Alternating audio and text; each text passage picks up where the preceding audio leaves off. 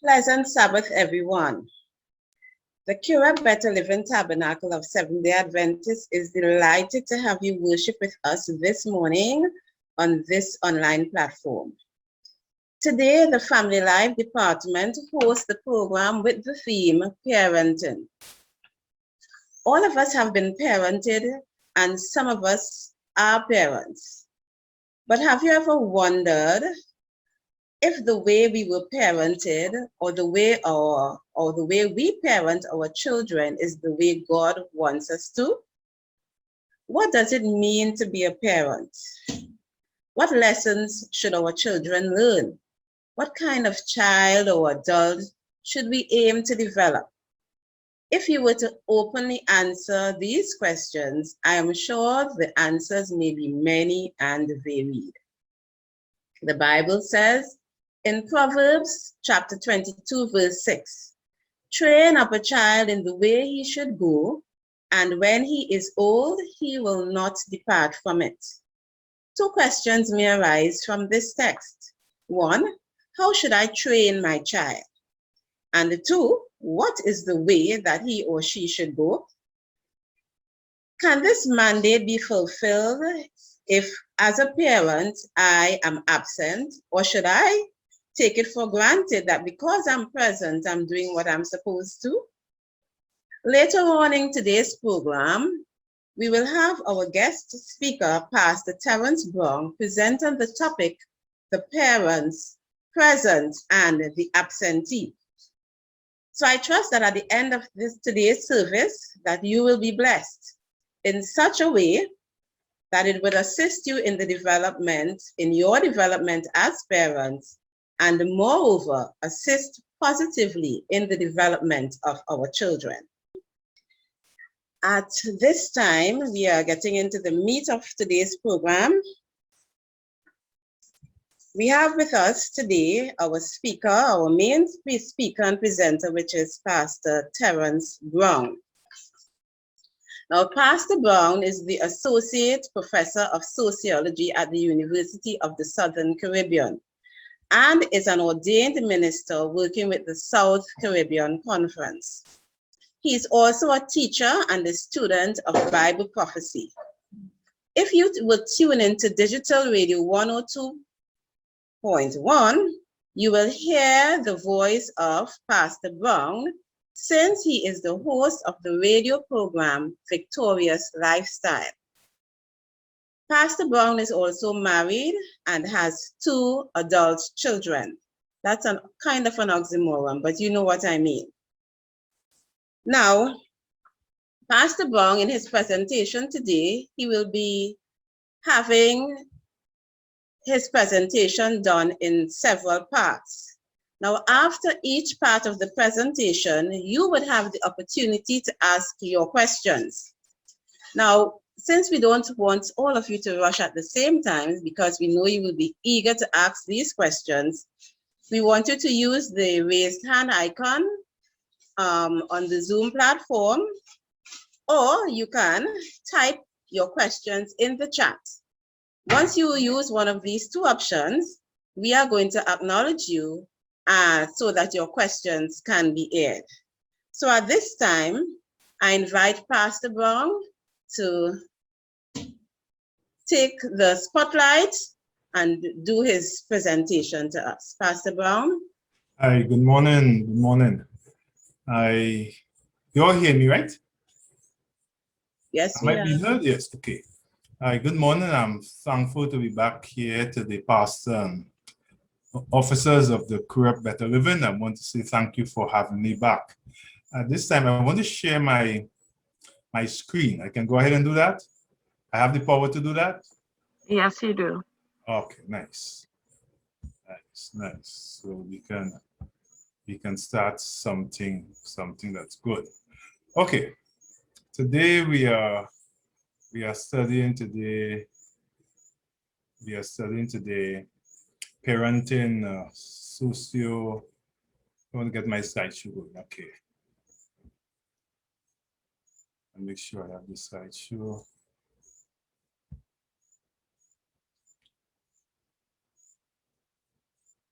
Nice. We are studying today parenting, socio-biblical concept. We'll be doing it in this way that we can understand what the Bible is saying and giving you the tools and an understanding to what is happening. Sometimes I usually tell my class, everything I say in sociology, you know, I'm just putting the structures to it. Nothing I would say this morning, you will not have recognized, seen it somewhere, recognized it is there. But you're getting the structure now when you're understanding why it is there, why God said this, and why we are seeing this happening in my own home, in my neighbor's home, in my sibling's home. Why is this happening? This morning, I hope at the end of the morning, we have a better understanding and we'll be stronger Christians for it. Our Father and our God, we give thee thanks for your grace and for your mercy, for your love, for what you have done for us in the past, what you are doing for us now, and your promises for tomorrow. May your mercy so endure upon every family, and may the joy of knowing you be blossom here with us this morning. In Jesus' name we pray. Amen. Okay. Parenting, a socio-biblical concept. Just want to make sure. Okay.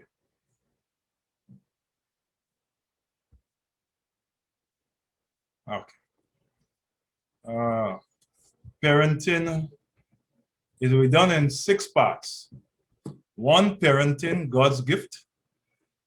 2, absent parents from the home. 3, present parents who are absent, and we spend most of the time on this because this is a living reality that we have not noticed, but it's a living reality that is happening to us. And 4, single parents. I'm going to put more structures in it, let you see it more from a biblical perspective and just not from the socio-economic perspective that is very present before you. And then we look at fatherhood. We'll spend some time on this again because this is also a concept that has faded into the issues of our time and the sociological issues of our time, the present and contemporary culture of our time. This has faded into that, and sometimes we hear it from our own churches. People see it very much as the culture demand it is. But we look at it differently this morning. And finally, the most terrible of all, but which we all have a little part in, and that is dysfunctional families, dysfunction in the home. I trust and pray that as we go through this presentation, we'll be able to examine the issues that has created broken families with the underlying factor of the biblical model for its healing and restoration. I am hopeful that we address in the presentation. It will go to the limits, and what is excluded in the time, we are hoping that at 5 minutes after each section, we'll be able to take some questions and try to clarify. So the parenting as a gift, as God's gift, at the end of that, we'll have a question and answer period. As I am speaking, you can put your questions there, and as we go forward, you at the end. The reason I'm doing it like this, as I told Sister Eli this morning, I do not want us to go to the end of the presentation, then you forget the questions, and then your questions become irrelevant, and then people came late will not know what you are speaking about. So at the end of every presentation, I will say, and at the end of every section, I will say, and we will get into it. Now, parenting, God's gift to the family. Why we say it's a gift of God? Because when God came to the garden, when he came on that 6th day, when he knelt down in the dust and he began to form Adam from the dust of the earth, and he formed man, and then after he formed man, he could have continued creating men and women, the angel. He could have continued doing that creation without taking male and female and bringing them together. But the reason for that is God's love. And love demands that you share. And because God wanted to give us as much of his character as possible, he also brought us into that creative process, whereby we also will bring up offsprings of ourselves, and we also will be like God in many ways, that we can love and we can triumph and we can find joy and things like that. And we can also be part of his creative process. So when we speak about the family, we speak about something that God created. He created it because he wanted it to be the way he wanted it. He created man and woman because he wanted it to be like that, male and female. He created Adam with the power that he said, be fruitful and multiply, because he wanted them to be able to create those children also. This was God's act. This was God's desire. This was God put it into the Garden of Eden, not only the Garden of Eden, but put it into the world, a family. It is of God. And then if it is of God, then he cares about it. When we speak about the family, we are speaking with a group of one parents and their children living together as a unit.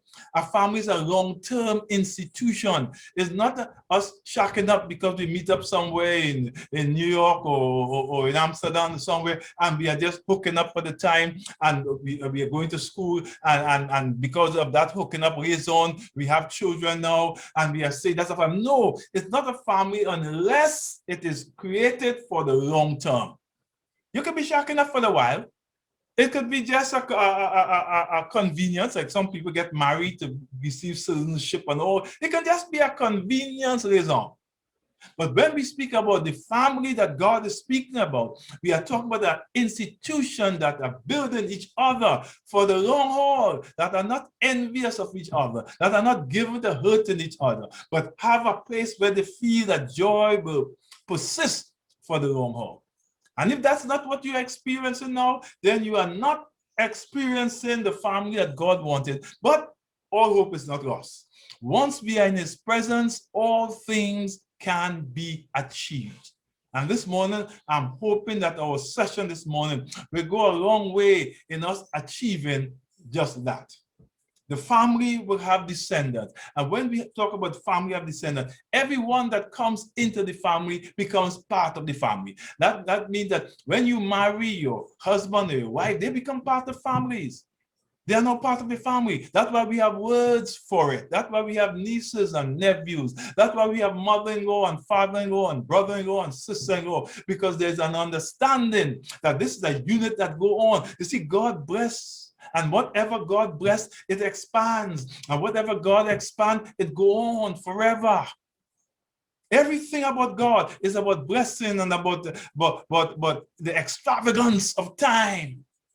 God doesn't give anything temporary. When God gives joy, the joy is everlasting. That's how you know it's God's joy. Because it persists over time. It persists a long time. It brings that idea that this thing is solid and strong, you know? As Ashford and Simpson said, it's solid as a rock. Solid. We build it up, we build it up, we build it up, we build it up, and now it's solid. That's what it's all about. That's what it's all about. Something that being broken is not the easiest thing that can happen to it. I hope you're out there. I hope you're out there listening to me this morning.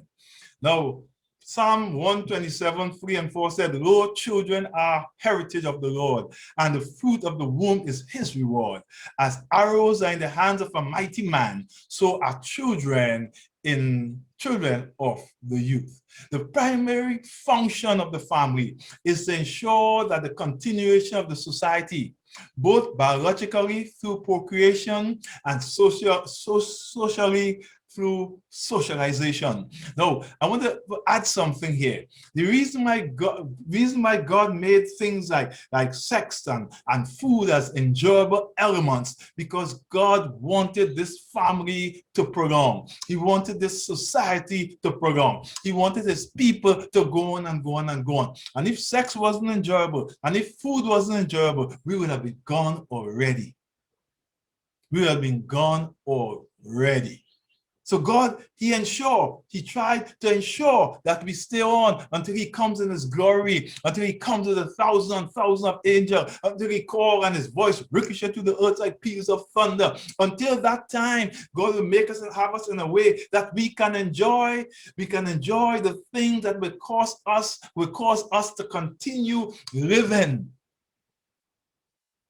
So you see, given these functions, The nature of one's role in the family changes over time, but the family remains. The concept of the family of the creation is to reproduce the image of God in man, the unity of the Elohim, that God has given us a chance that we can continue, excuse me, we can continue reproducing this. These are the two things that that came out of the Garden of Eden: marriage, which extended into the family, and the Sabbath. These are the two things that the world has declared war on, and it's marriage and the Sabbath. And these are the two issues that we have to deal with at the end of the world. It's marriage and the Sabbath. That's why Christ said they will be marrying and given in marriage. What he was speaking about, we are seeing the issue of marriage as a central theme of rebellion in the earth. All across the world, the issue now is marriage. Not marriage as man and woman, not marriage as heterosexual, not marriage as God has planned it, but we are seeing the issue of LGBTQA, and this is a big issue that will usher us into the end of time. I dare say that we are in the end of time because we are seeing these issues, issue of the Sabbath, that means the issue of worship, the issue of the true and the living God. We are seeing these are the issues that we will confront in the last days. And Jesus Christ said they'll be marrying and they'll be given in marriage. And I'm saying this is what is happening. Not to the heterosexual, mind you. The heterosexual are marrying less. They are more shacking up. They are more having their children. They don't have marriage on the agenda. But in spite of it, Jesus Christ said, they'll be marrying and giving in marriage. And we are seeing that. We are seeing the marrying and giving in marriage. We are seeing the big issues that marriage is becoming a big issue all across the world. We are seeing laws that are being enacted for marriage. Are you out there listening? In Proverbs 17:6 said, children are crowned to the age, and the parents are the pride of their children. It's a matter of obedience that the Bible is speaking about. It's a call within the relationship with God that is supremely over all other relationships. The plan and the purpose of the family is to prepare every individual for a creative and spirit-filled life. In coming to know who we are, in the family, we are better able to give ourselves in the loving service to others. And that's what family teaches us, to serve others without desiring a payment, to serve others without thinking about it as service, to serve others and do it gratefully. The family gives us that. It trains us, it socializes us into understanding that we can give to others without expecting a payment. But the family socializes you for the society. So once you develop that habit that if this family allows you to develop, that habit of doing things and giving love and conducting things in a way that there is no payment involved, just doing it for the love of it, you are preparing yourself that you can live among the wider family in the world. And that's what God did. That's what God did for you. He helped you to understand, I can serve others, because the family allows you to do just that.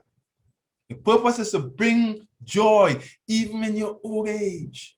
It's a blessing that looks forward. It looks forward to the children and to the grandchildren. It looks backward to mother and father, to grandma and grandpa, and where we came from. It's a love that keeps on giving. But this love that keeps on giving is a sword to the devil. It's a sword to him. And some of us are helping him to make it a sword.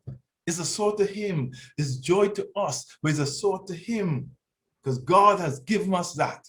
Children are a crown to the age, and parents are the pride to their children. Proverbs 17:6 again. So what does parents being pride of their children mean? It means that children are proud of how their parents act and behave on a daily basis, and how they are grateful to their parents for bringing them up. When parents speak of their parent, it should be bordered on worship. But that is not something that happens simply by genetics. It's not happening by transfer of genes, but through patient teaching. How you conduct yourself with them is how they will speak about you. And I want you to know that you have that opportunity to do just that. Just that. The Bible said in Genesis chapter 18 and verse 19, for I know him, and him he is speaking about was Abraham. For I know him, that he will command his children and his household after him, and they shall keep the way of the Lord to do justice and judgment, and that the Lord may bring upon Abraham that which he had spoken of him. God expected of. God did not say, I know the family, Abraham and his wife. I want you father, I want you husband, I want you, those you male who are listening to me this morning. God said, I know him, and him was Abraham, that he again is a pronoun, is a masculine pronoun, that he will command his children, another pronoun, that he and his household after him. And I want you men to understand, he never said he will command his wife. You know, some of you miss that and feel that the household including the wife. No. The household, when he speaks about the household, he's speaking about his children. God expects the father in the family to take the lead, and he shall command his children, not his wife, but his children. He will command them. I know it's sad that we have come to the place where we have to say that, but some men miss that. Some men feel they're in charge of the home, meaning they're in charge of the wife. Not in charge of no adult. In fact, when your children become adult, they have a choice now. Either they stay and let you continue to command them, or they leave. But they cannot stay and say that they will do their own thing because they are 18.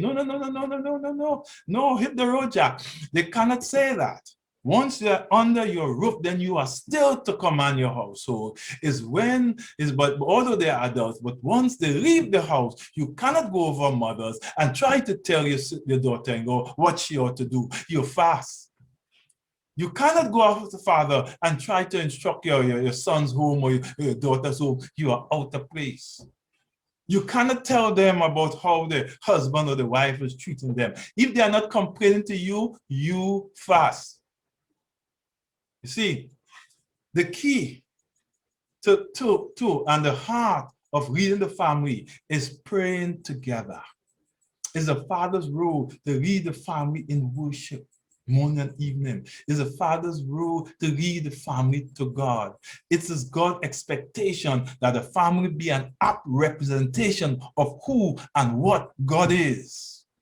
Our neighbors should look forward to hearing those sweet refrain of our morning and evening worship as we sing.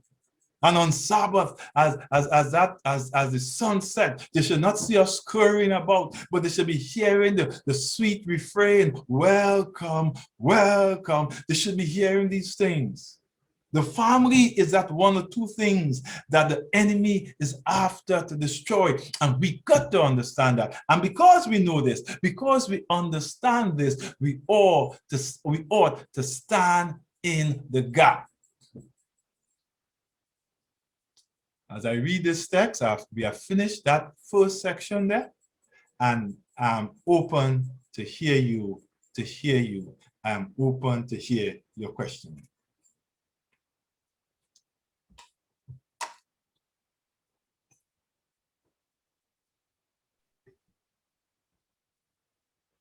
Okay, brethren, are there any questions? I'm not seeing any in the chat. All right. No question means that I am good. And I'm not seeing any hand raised either. All right. That means it was pretty clear. Either that, or that mean the things they hear in there, they believe it and they switch up. So I can continue, right? Because we have no questions. Sure, you can. Nice. Thank you. The Bible said, Proverbs 22:6, and this was the text I heard sometime this morning from the class, from the study.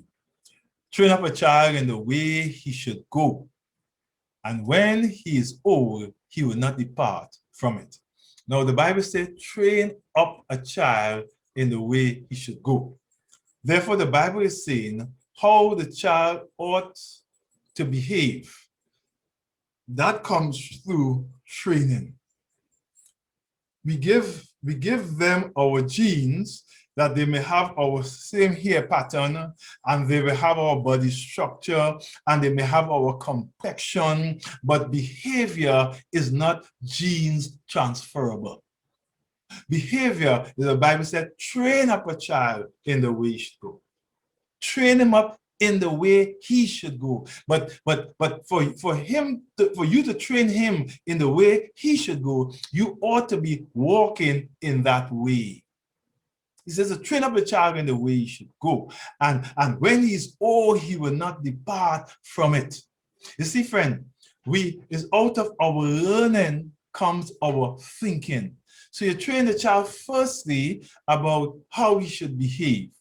And after 6, 7, 8 years, that child will begin to think out of how he was trained. It's not what is popularly said by psychology is a thought becomes a deed. No. Not true. The thought becomes a deed after you are trained to think. The training to think comes first. I know we love saying that all of us have choices. Again, no. Choices is something we learn to do. If I grow up in a house where my father is a panman and my mother is a flag woman, my thinking processes will be around that sort of training. And I'll make choices around that sort of training. But if I grow up in a place where my father is a Bible worker, my mother is the head deaconess, and they are calling me to worship in the morning, and I'm into Sabbath school, and I'm hearing the preaching, my choices, the chance of my choices being the same as the Panman children, it is different. I'm learning to make different choices also. The quality of my training, the quality of the parenting that I receive will be the quality also of the choices that I will make. I remember being an apprentice in Tech and staying in a boarding house with about 11, 12 guys. I remember some of the guys would go and come back with rolls of marijuana, and fellas would share it around. I never had the urge to. Why? Why? They will say, well, I make good choice. No, those choices were made by growing up in Louisa and Christopher Browne's house. And the training I received there, that I could have been in Port of Spain, a long way from Muruga, and still make those choices because those choices were taught to me to make. So when we just say that people have choices, you are far from what is sociologically correct. You are far from that.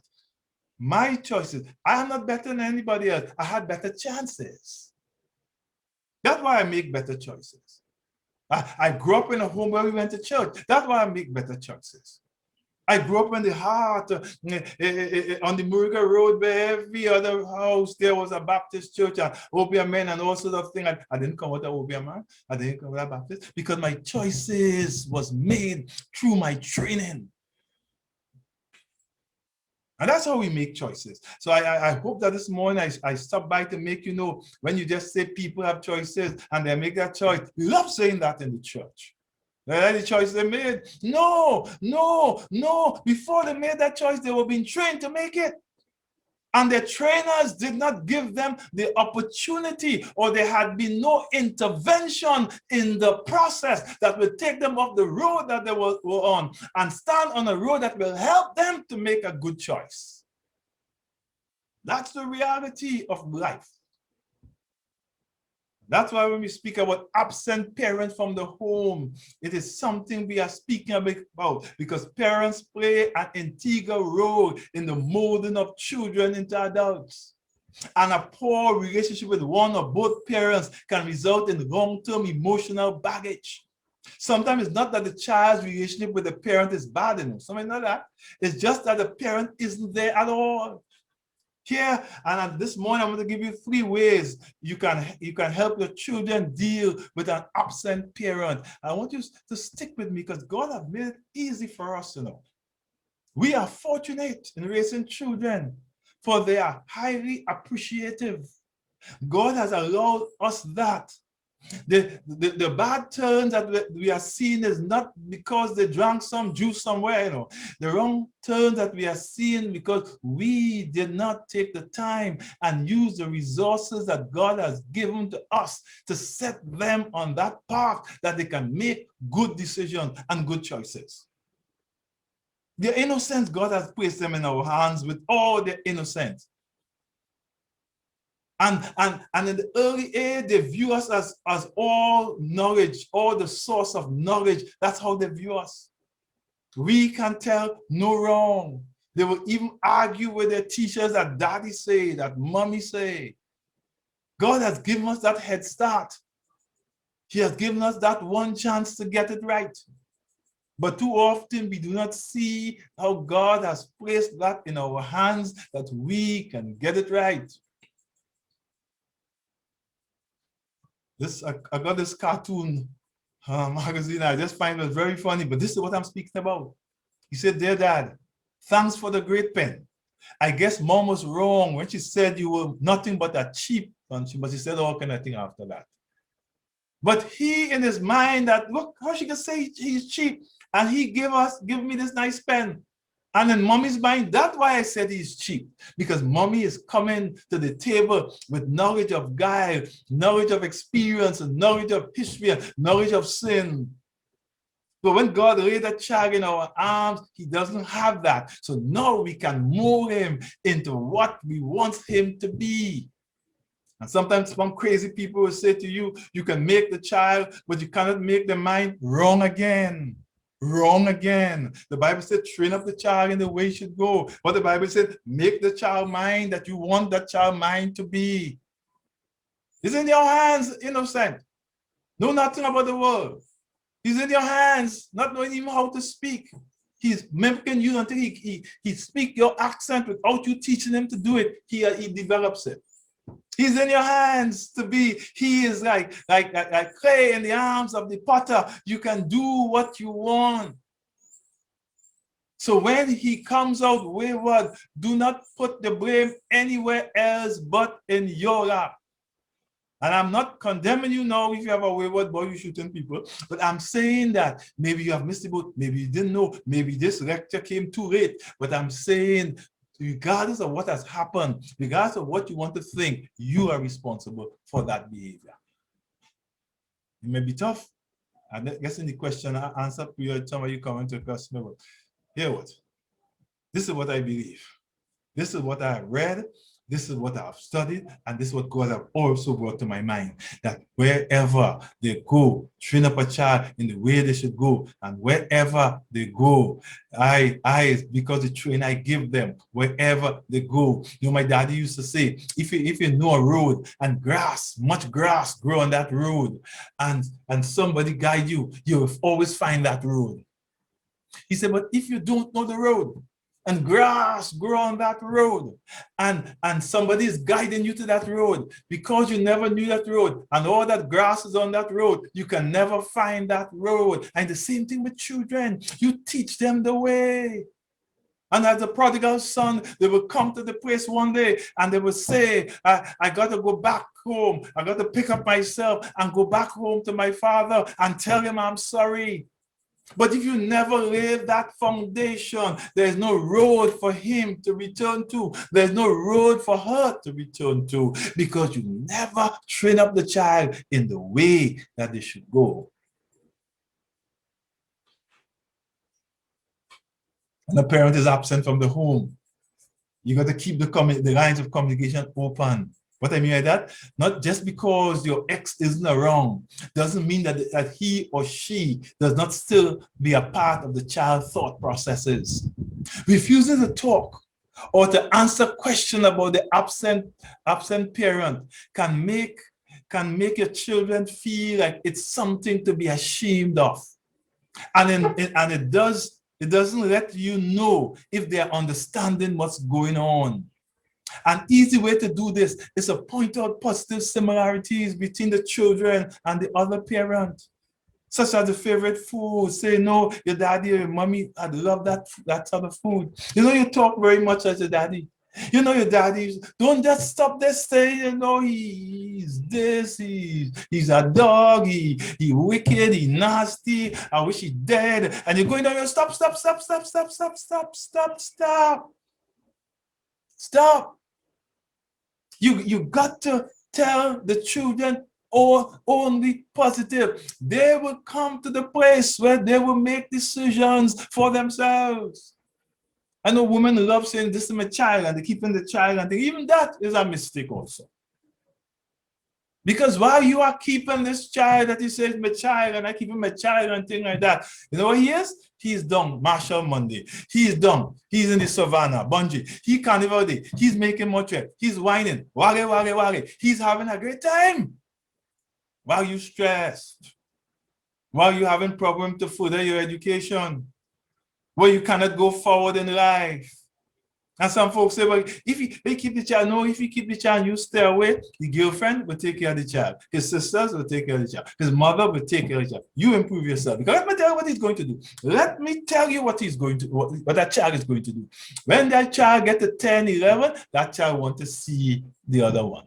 They want to see their father. And when they go there for a weekend, they don't want to come back. They want to see the mother. After all the sacrifice you made while he was in the party, while he was carnival, while he was playing mass, while he was jamming still, that child will go and want to stay with him when that time comes. And that time, he is well developed. He got his master's and he got a degree and he's working here. And while you were struggling because you couldn't get anyone to see about the child, while you were struggling and you're looking much older than your age, he is having a ball. These are things that we must understand. It makes no sense in telling him all kind of thing about the children. Let the children go by him, spend some time, and then come back home if that's how you want it. But do not think that by talking to him, it does anything good for you or the child. You will have questions this time, especially the woman and the... Another thing is, give your children the tools to handle the other person's question, other people's question. You see, it seems like in today's age of blended families, most people would operate from the understanding that not every child has an outgoing positive relationship with both parents. People don't understand that children have their struggles. However, friend, this isn't always the case. Sometimes people will say or do things that your children will be stumped. They might, because people take it for granted. So the teacher in the class might ask the child a question, is daddy coming to your graduation? Without knowing that the child haven't seen daddy since Adam was a boy, or the child have seen so many daddies. And sometimes you may not understand that. The teacher will not understand that. I remember I was a chairman of a school board, and when I was pastoring in South, and they were going to have a Father's Day program. And I remember I sat on the board there, and the principal brought this whole grand Father's Day program to the board. And I stopped her. I said, no Father's Day program. And she spun around. She said, Pastor, we are accustomed having no Father's Day program. How you say no Father's Day program? I said, because every child here do not have a father.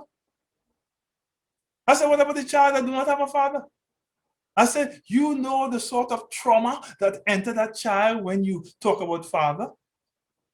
You know the sort of trauma, and I want you all to understand this. When that child has a mind, that child's mind is working also. When that child's at the road and the children pull up and jump on daddy's car and pass by the front door and kiss daddy and run off to school, the child is seeing that, and the child is wondering, why can't my daddy be here to do just that? The child is wondering about that. When they see the children with a new phone or something new, and they say, where you got that? And they say, daddy bought it for me. The child is wondering about that. When the children are saying, oh, where you spend your holidays? And they say, and that child said, I went by auntie. And he said, where you spend your holidays? Well, daddy took me Mario. Daddy took me Miami. Daddy took me, daddy did this. That child is wondering about that.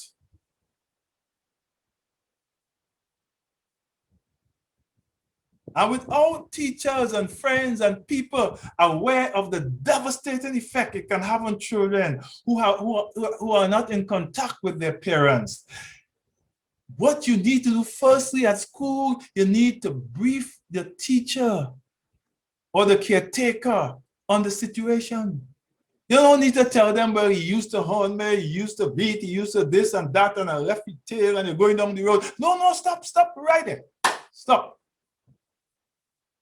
You don't need the details, it's all the details. And some of you feel by doing it, the folks will understand you or they'll have more appreciation of the children. No. You just give them a gossip thing. You just let them see the trend less and see you in a certain way. You give them the basic thing. You need to tell them about everything. Johnny hasn't seen his mother in several months. There are some issues that we are working on. So he might be sensitive if you raise issues of father or mother. That will work fine. That will work fine. But then, more so though, you have to arm your children and prepare them for the questions that you know, those questions that are out there. You need to tell them things like, daddy's not here, mommy's not here, but we are working things out, daddy's working things out, and maybe I'm not promising you, but let's continue to pray for daddy. Let's continue to pray for mommy. Things are happening. They may happen slow, but daddy's not here, but daddy loves you. Mommy's not here, but she loves you.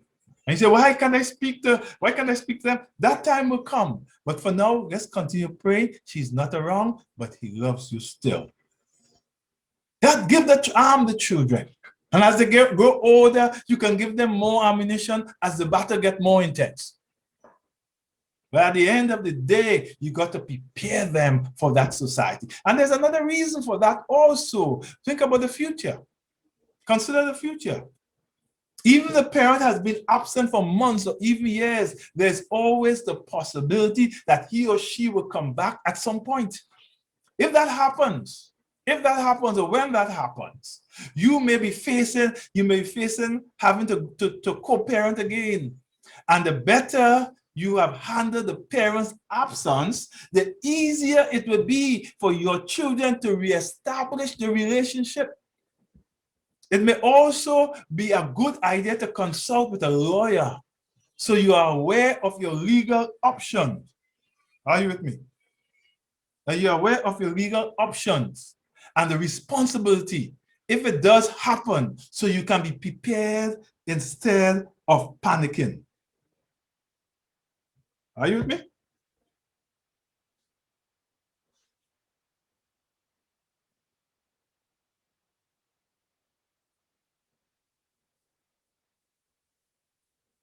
You got me? Anyone? Yes, amen.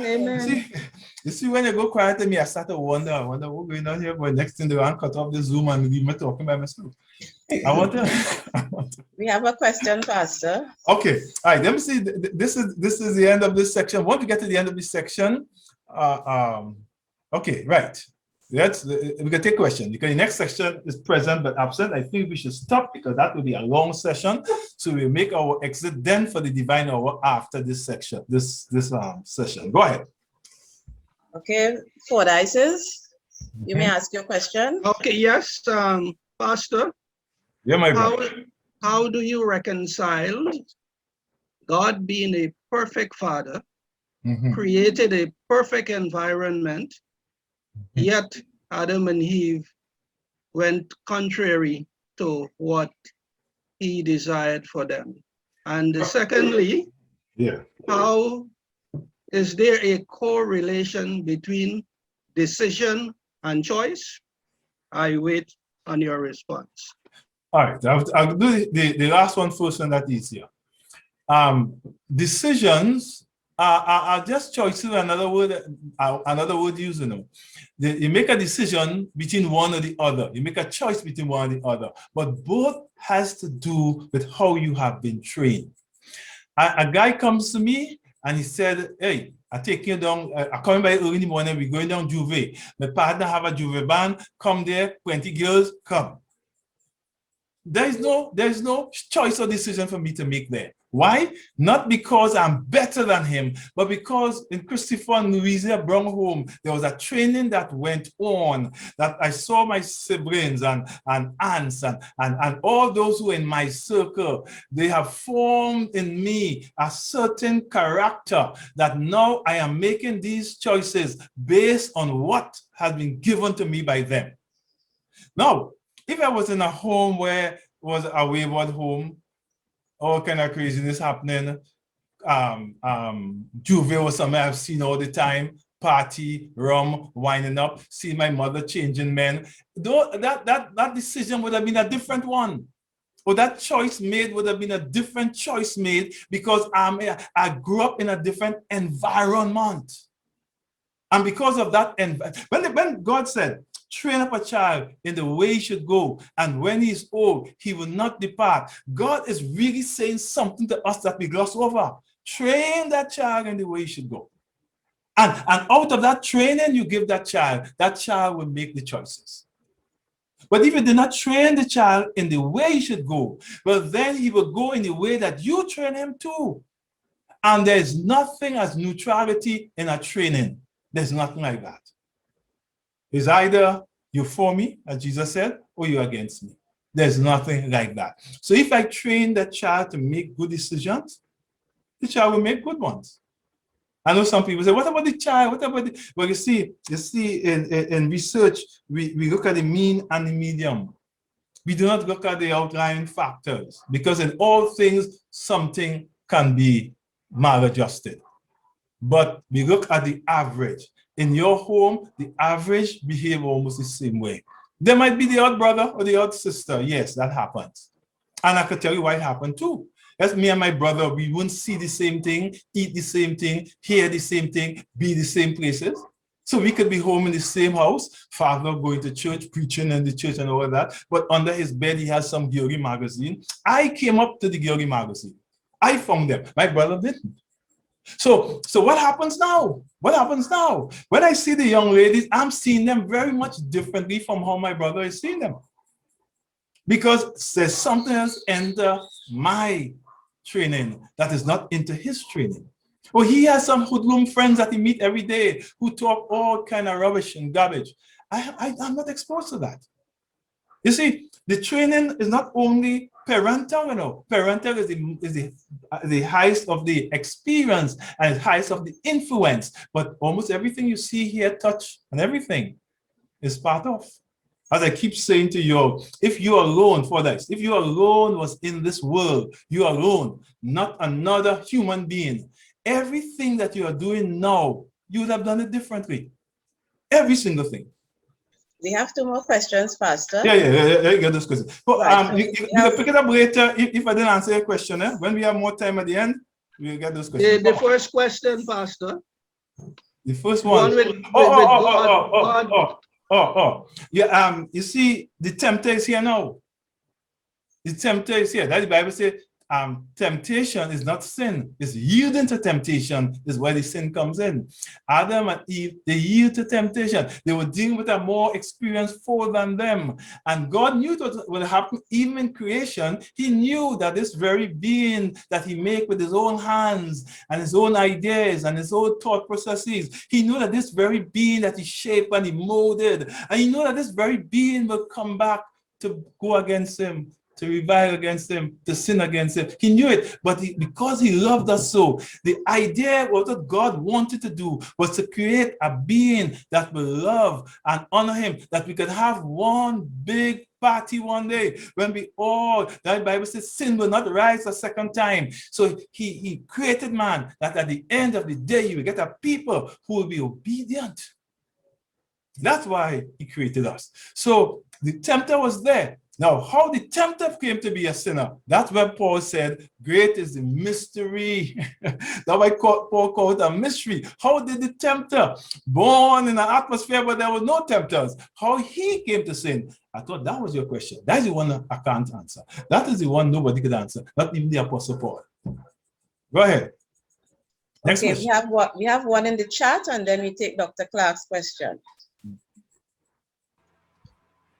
Does training Well, involve The one in the chat. Does Yeah. training involve only verbally saying what the do's and don'ts are, or do we train even when we are not aware? It is said that values are better caught than taught. Is there any truth to that saying? Yeah. Now, if you go back to the serpent and Eve, the Bible said Eve saw every sin that we know comes through the eyes. Is what we see have the greatest effect upon us. And the Bible starts by saying that Eve saw that it was good for food. So once children are seeing things, they are more likely to go with what they are seeing than what they are hearing. That's why I said, when I said train up a child in the way he should go, train him. And then I said, but you ought to go that way yourself. And that's why God said he knew Abraham, that he will lead his children, that he was guide his children, that he after him. When God said I know Abraham, what God mean? There's some people he doesn't know. But yes, that's self he meant. But he meant that Abraham knew him. He meant that Abraham was walking in such a way that God could say, I know Abraham. Therefore, no, Christ said it. He said the time will come when he will say, I never knew you. I never knew you. Oh, I said, God, how? I cast out demons in your name. I did. And he said, I never knew you. Depart from me. So the knowledge, the first knowledge that the Bible says, I know, God knows Abraham. He meant that Abraham was walking circumspectly according to the will of God. And once that is done, when you begin to instruct those children, they are hearing and they are seeing, so they can model now what is happening. So part of the problem for the wayward children also is that we are nice and proper in the church, but we are devils at home. Next question before we break for... Right, Dr. Clark, you may ask your question. That's the last question before our break. Yes, hello. Good afternoon, Pastor Browne. Good morning. Good morning. I'm not so sure it is. It's good morning. It's a happy state to be in. Yeah, you said that we're supposed to, if a child is brought up by parents who train correctly, and these are Christian parents. Mm-hmm. They brought him up in the way that God determines. Mm-hmm. Can you hear me? Yeah, I hear you. Yeah. And you brought them up in the way God determines, and they go awry. It is not the child's fault, it's the parent's fault. Yes. Good. Now, I have known many pastors, many persons of impeccable Christian repute who have brought their children up to the best of their ability, right? Because remember, all human beings are born in sin and shaped in iniquity. So they brought them up to the best of their human ability. And the children then decide to do what they want to do. Because you said if they've been brought up in homes that they will not make wrong choices.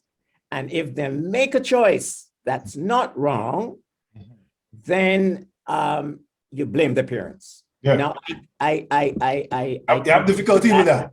Okay. Let me finish. Yeah, all right.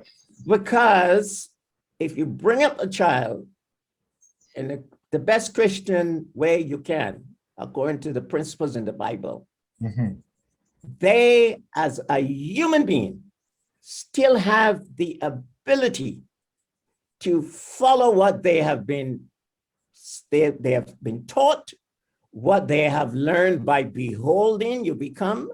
They have all of that before them, but as human beings born in sin and shaped in iniquity, they still can decide to do something else. All right. The next section, I understand where you're going with that, but it's not quite Bible, it's not quite true. The next section, we deal with present but absent. After we come back from the break, it will be dealing with that very issue with the perfect home, the perfect parents, and the children still going wrong. In present but absent, and I'm saying this is the longest of all these sections. In this section, Dr. Clark, your question will be thoroughly answered. But keep in mind, the Bible is not wrong. And the Bible says to us, train up a child in the way he should go, and when he is old, he will not depart. Those words are true, true, true. And in the next section, present but absent, I will show you exactly how those words are true. As we return to where we were present, our next thing is present but absent. I didn't think I spent so much time on those two things because it's 6 and this is just the third. But we'll see how this one will go long, I'm saying. But the other 3, I'll try to see how short I can. I want you to know what is science. Science is observable and testable material. Once you can observe and you can test it, then it can be qualified as science because science is knowledge. What cannot be observed and cannot be tested, then you can call it science, but not in the real realm of what we speak about science. What is observable? One thing that is observable, as I said before we left, is that if you alone, Brother Charles alone, was in this world, he had never seen another human being. But nothing that Brother Charles is doing, the way he eat, the clothes he wear, the way he defecate, nothing that he is doing, he will be able to do it the way he is doing it now. It shows that human beings learn from their environment. I want to say that. Forget that gene stuff. They learn from the environment.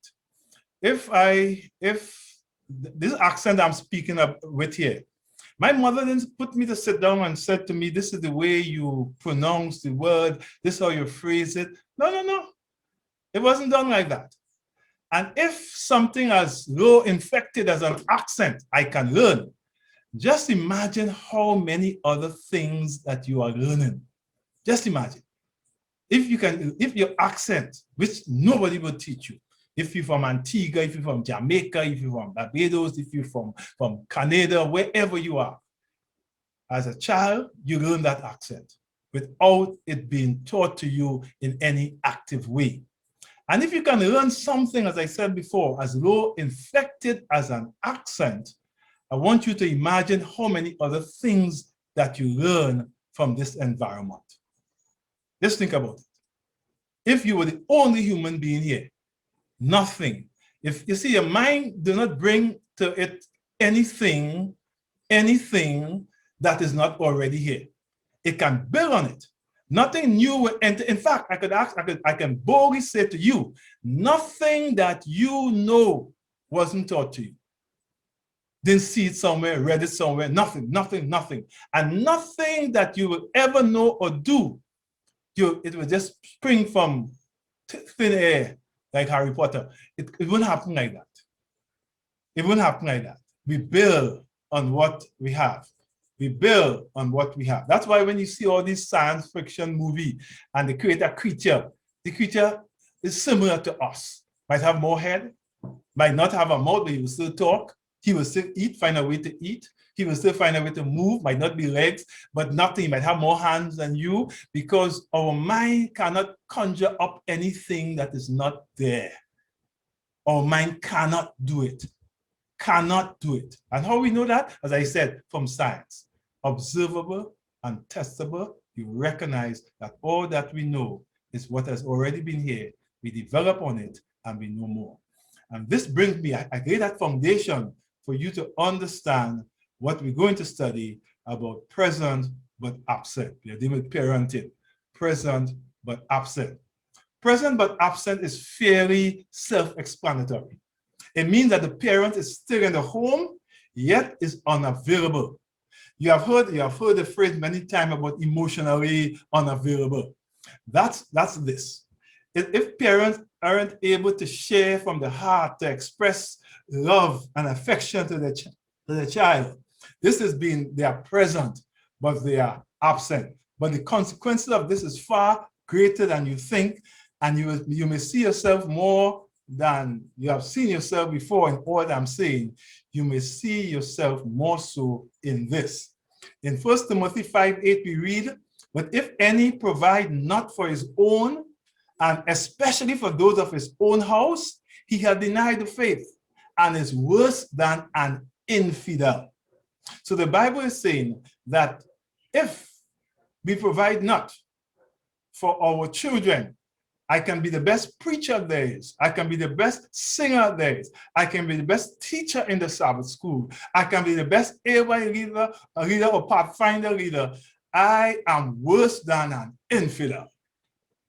You see, the present but absent parent may meet the child's physical need, but not other equally important ones. And there are a lot of needs that the child will have. And one is modeling the correct thing. And I might be in the home, I'm sending my child to Paris for holidays and to Universal Studio and Disney World and the best iPhone there is or Samsung phone there is. And they are getting their own everything to go to school. And I may give them the chauffeur driver to take them to school, and all of that I could be providing. And I can be busy providing these things. And because I'm busy providing these things, there are things that need to be transferred that is missing. And then someone from the outside will see that and will say, and that child might turn out to be a rogue, and they may say, but how could he be a rogue? His father was the president of the division. His mother was a lecturer at the university, and his big brother was, but how? And they would say, like some would say, oh, he has his own mind. No. What has happened is the training process. Folks, we got to learn to believe God's word. We got to learn to believe God's word.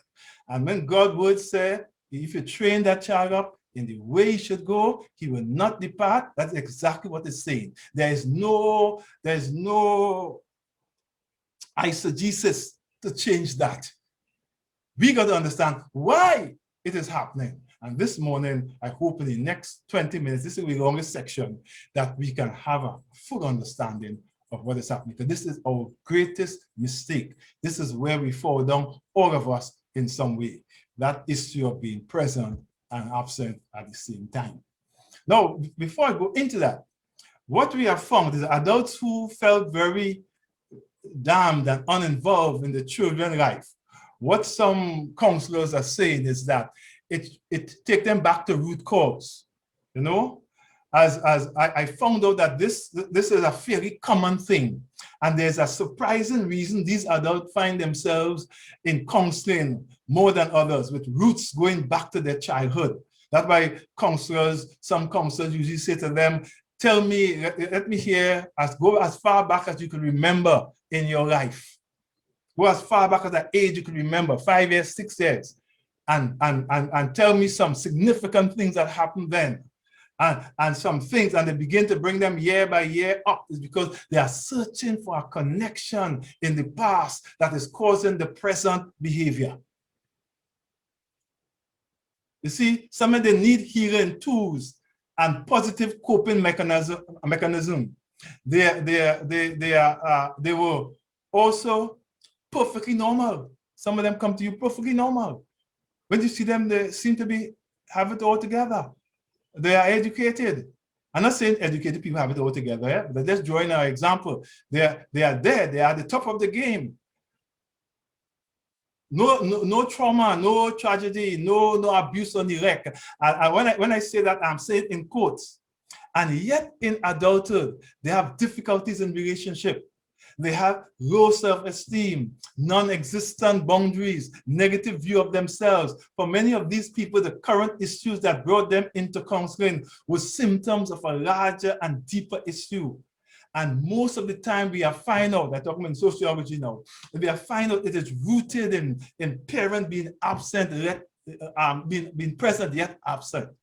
And this morning I'm going to try in that short time to give you the basic things that we are discovering from these children. Now, You got to remember, kids are thirsty for affirmation from the parents whom they view as heroes. Children see you as heroes. Regardless how the parent look or regardless of the parent background may be. If that parent showed up in school, that child is happy. That child wants to show all their children, all their friends, their parents, what you may be seeing in your parent. They're not seeing what you may be seeing in that parent, that you may be seeing in yourself. The child is not seeing that. You are heroes. But if a child never get praise or even feel accepted, they can feel lonely and depreciated, even in a house full of people. So we got to understand that children did not ask to come into the world. They were good wherever they were. You and mama decided that what you all want to do and whatever happened after, and all the children are here. They never asked you to be here. So now that they are here, it is your responsibility to give them the best that you could. And the best that you could don't mean giving them all kind of fancy gadgets and things like that. It means the best that you could in training them to be a responsible and loving and truthful individual. That's what you need to do. They will not be perfect. None of us will ever be perfect. They will make their mistakes. They will falter, they will stumble. But the Bible says a righteous man falleth many times, but he will stand again. So even God recognized that they will be faltering. But they will be on that course of goodness and greatness. But you got to be the one to put that to them. You got to be the one. Remember, children are like arrows, the psalmist said, like arrows in the hands of a mighty man. It means that they can hit whatever target you want to hit. That mighty man can hit with the arrows. Children are like that in your hands. They can become what you want them to become. This idea about I make the train, I don't make the mind, that is not Bible. That is rubbish. The reason why we have Kiddies Carnival and Junior Calypso Monarch and Junior Panorama, what do you think they're trying to do? They're trying to make them. They're trying to make sure that when Brother Resistance die, and when Kitchener die, and when Sparrow and all these guys die, they will still have mass is still going on long after George Bailey, long after these guys who went before. Mass is still going on in Trinidad because they always had it that when those old ones move on, someone will replace it. So you need to train your children, train them to be like you. If you are like what God wants you to be, and they will pass on that. Examples of present but absent might be a parent who never say, I love you. There are parents who never say, never tell the children, I love you. If you ask the child, the parents love you, well, yeah, I think so. You give me this, you give me that. But they never heard it from the mouth of the parent. So then I can sow seeds of doubt there and say, when somebody loves, they will express it. And they always have somebody come to your children. I'll get to that. But parents who never say, I love you. There are parents who is wrong but are unapproachable. There are some parents when they get to the home, the children are playing and noise was going on in the home, they jump in as soon as they hear the car park up. The children them go to a corner, the wife start to tremble, the dog run down the step. Everybody, the atmosphere change in the place. There are parents like that. But he go home, he work hard, he has no woman outside. And so someone outside looking at him to say he's an upright man in the society, but he's a terror in the house. That you will never know. That you will never know. A parent who is always busy watching TV, working or using a screen. There are some parents who feel saying that they are working and they are workaholic, that is good. When they come home, they're tired, they throw down themselves on the sofa and they're looking at television, football, cricket, basketball. That's where they are. And from there, they are on the laptop. They are reading their newspapers. The child feels that rejection. The parent who shun physical attention. If the child or the mother hug them, they're bracing themselves, they don't hug back. And hugs are important. People are saying now that when they hug someone, so that they feel differently, there's a transferred energy. But some parents, they don't hug anybody, and you can't hug them. But then there are parents also who are going through real stress, and we are living through some stressful times with COVID and things like that. And some of them are listening to me and saying, But Pastor, I want to, but I understand that too. And that's why I'm saying you're going to spend more time with the Lord. Talk to someone. I know in this church you can't talk to anyone because you tell pastor today, next thing a pastor tell any next pastor, who tell any wife, who tell any girlfriend, and everything happening. I know this happening, but still you got to bring yourself for your own sake to trust somebody. And sometimes it doesn't matter who they tell once you are getting help. Sometimes it can reach to that, but do not be let that stressful and that burden prolong, because it becomes chronic after a while, and after a while it leads to depression, and after a while you find yourself in a stage of illness. So when that stress is coming on, you put it to God when you can handle it yourself. You spend time with God. Turn on some music that's soothing, that you can listen to. Hear the joyful song of God. You don't have to read the Bible anymore. Reach that time when you can turn on audio Bible, write down and hear it being read to you. So there are many ways that you can get it, but you need to find that time to be in God's presence. Once you find that time in God's presence, not everything will go the way you want. And as I want to say to you, you cannot pray God to change his mind, because God has already said to you what he has given to you. You know, some folks say, push, pray until something happens. I know what you mean. Pray until something happens to you. You can't change God's mind. You don't pray to change God's mind. You pray to change you. You pray to bring you in harmony with that will of God. You see, he said to Moses, I lay before you blessings and curses. Blessings if you do this, if you follow my statute, if you follow my commandment, if you you get blessings. And curses if you do not. Curses are separation from God. So God has already given to you blessings and curses. You now have to decide what you want. And what you do by praying? By praying, you become transformed. You become more like Jesus. You have that desire to read the word, desire to hear the word, desire to walk with the word. And as you get that desire, you come in more harmony. And the blessings that he has promised, you can now get it, because he said that if you do so and so, you receive it. So the prayer is to make you become one with God. And when that happens, all things will become possible when that happens. But it starts with you. What present but absent parenting does? Children are made to feel loved and accepted and nurtured. There is a trouble in the world, and part of the parenting is providing shelter and protection from the big bad wolf, or the big bad world, until the child is equipped to take on the life himself. So that's what you're doing. You are equipping that child. You are equipping that child that child can face the world. The sociologists will say it's the first stage of socialization. So you teach the children what is acceptable in the world. Why? Because that is where they are going to spend their whole life. So you teach the children, you are equipping them.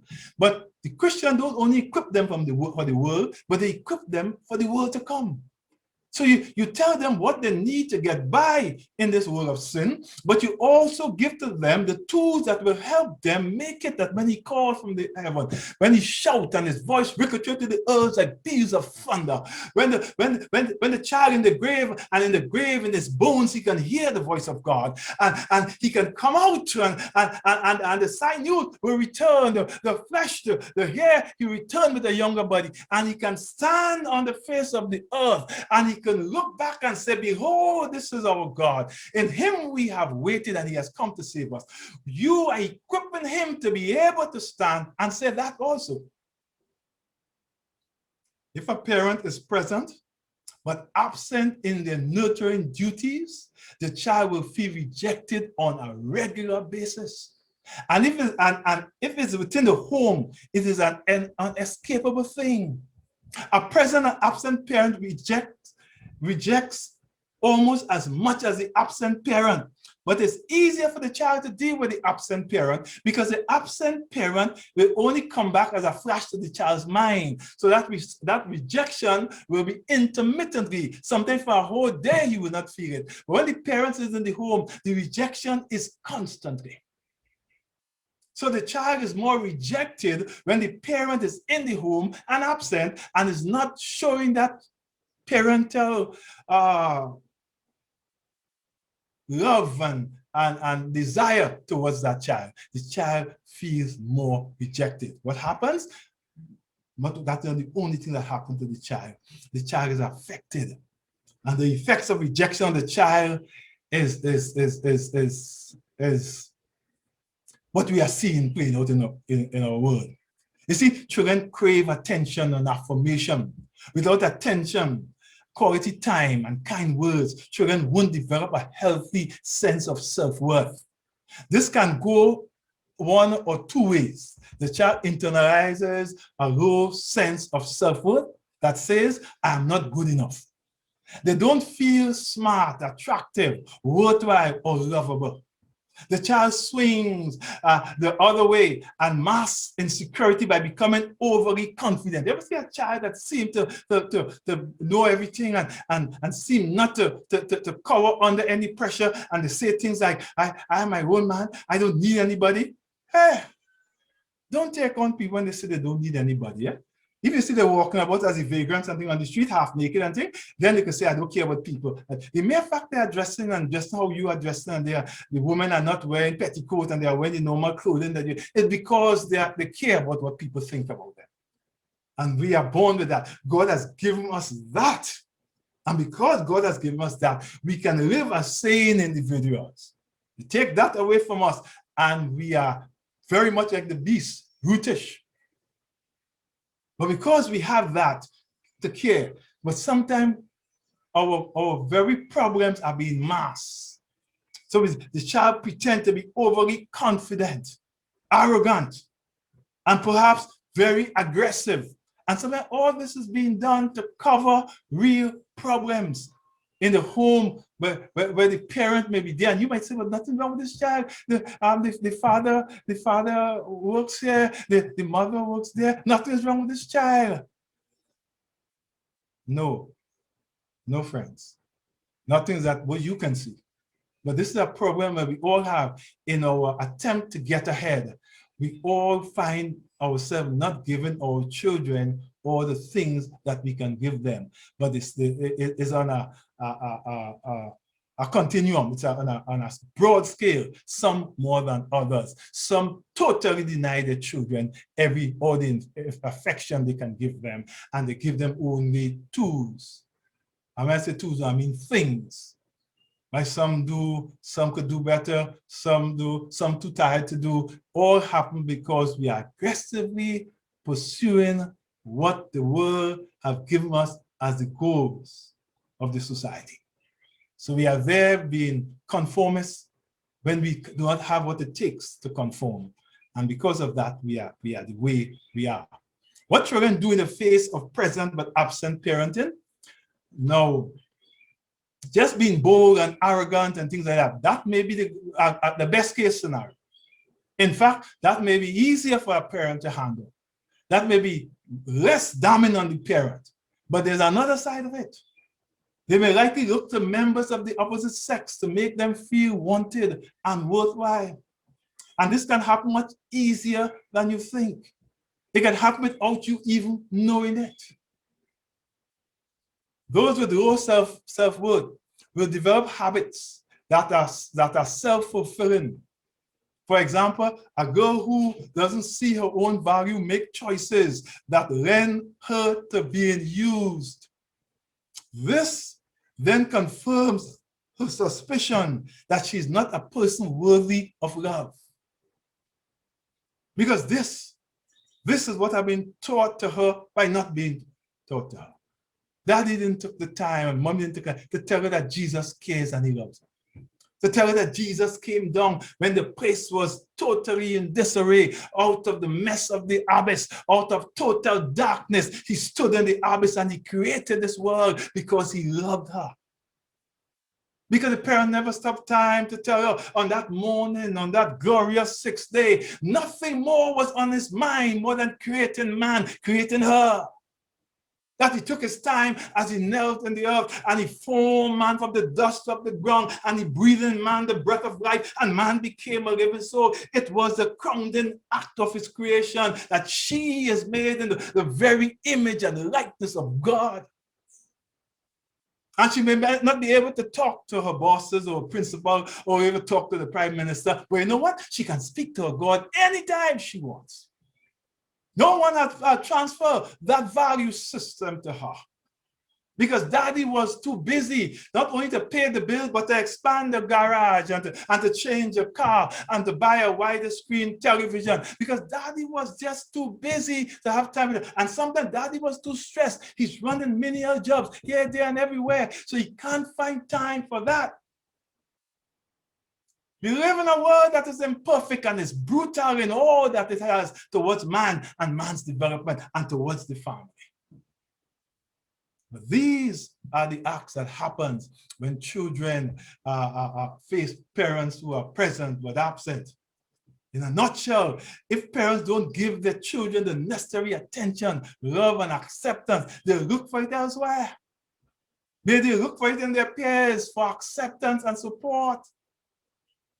I told you I was in a boarding house miles from Murga with nobody who believed the Lord the way I do. I had one good friend in that boarding house and he was a Baptist, but both of us was from Murga, so we had something in common.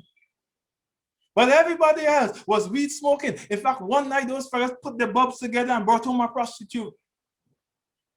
But we had no desire to join in because our parents took time with us. My grandfather would sit down and tell me almost everything I needed to know.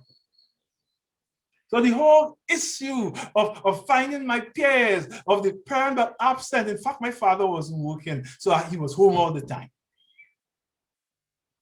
So I know, so I'm not better than the guys who I see now, who I went to school with, who are still fishing in Murga, and I'm not better than them.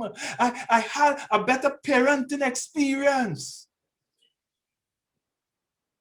And God has called you and I this morning. He has called us from utter darkness into his marvelous light. And he has given us his word to shape us, to mold us, to make us something that is different, that we can now go out into the world. When God said he's going to make you the head and not the tail, he didn't mean what you think he meant to know. He meant he's going to make you something that is better, that you can go out now and win people for you. Evangelism will burn in your soul. Your desire to see transformation of human beings, it will be the number one thing in your mind. And not only that, you recognize that he has called you and he has given you a family.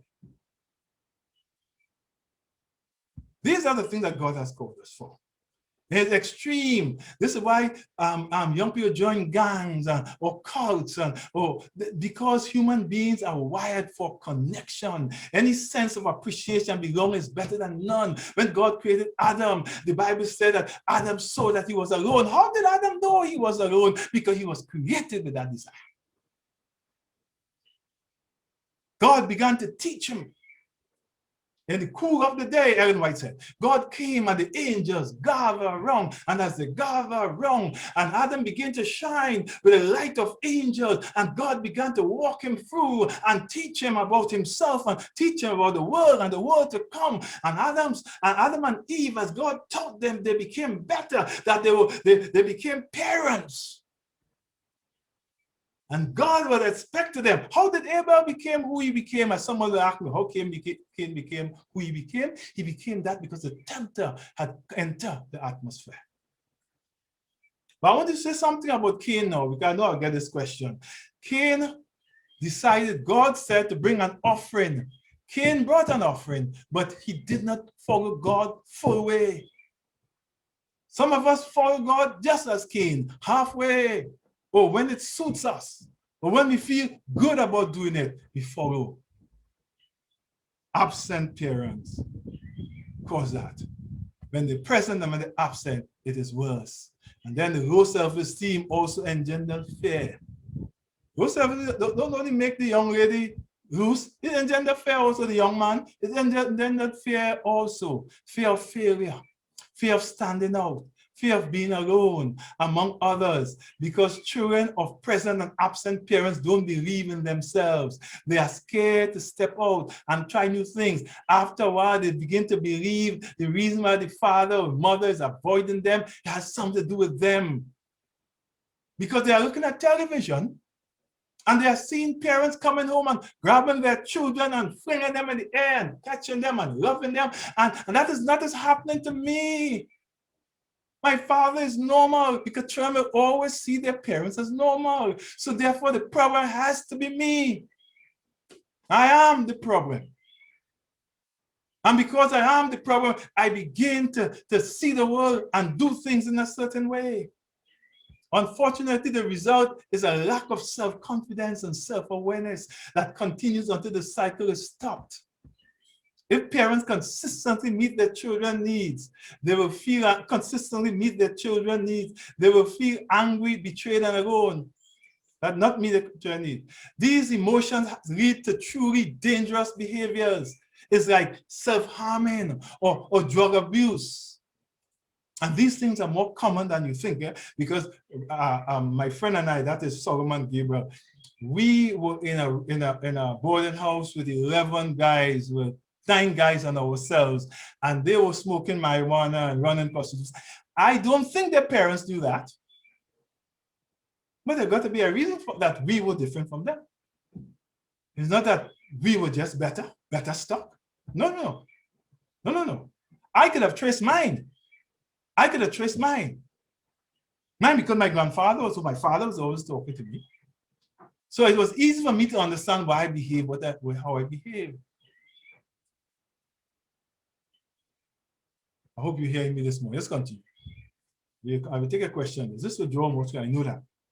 What can parents do about it? Don't kill them. I know you'll be thinking about it. Many times you have thought about it. Don't kill them. Because you'll disappoint God and Gary will come looking for you.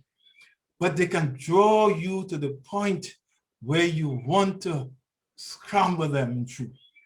But I want to say the good news is this. All you have to do really is to be there with your body and your heart. You don't have to be perfect. You don't have to be always paying close attention and share your live streams at over and over dinner. You're allowed to have your better days. You are allowed to have your moods, or you are allowed to have your own problems by yourself.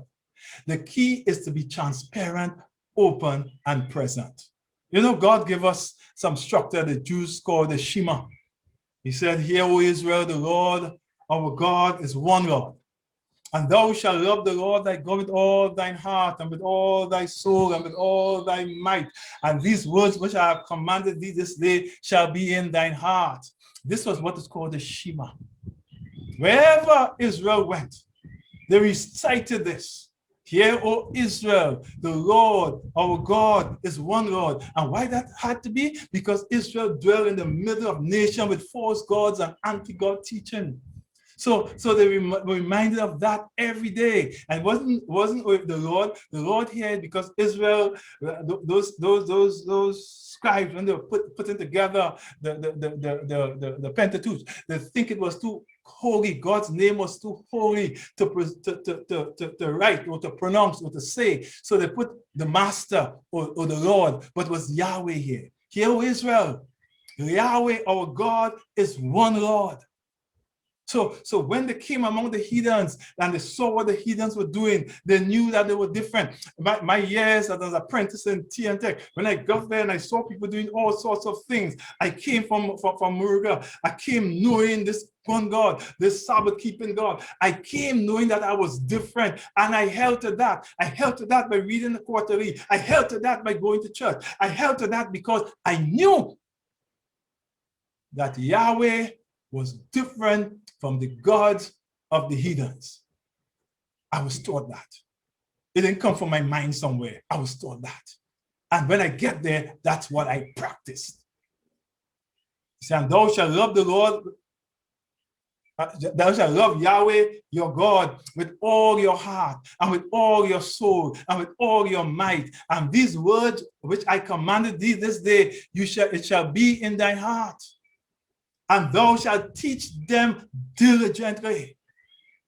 God shall teach them how? Diligently. Diligent means to take the time about it, to be careful about it, to guide them. It should be purposeful what you are doing. We are bombarded with falsehoods and conspiracy theories on a daily basis. The social media has corrupted this world. Hence, we ought to be constantly remind our children of God's word, that the way he has led us in the past must be ever present to them as they sit among heathens.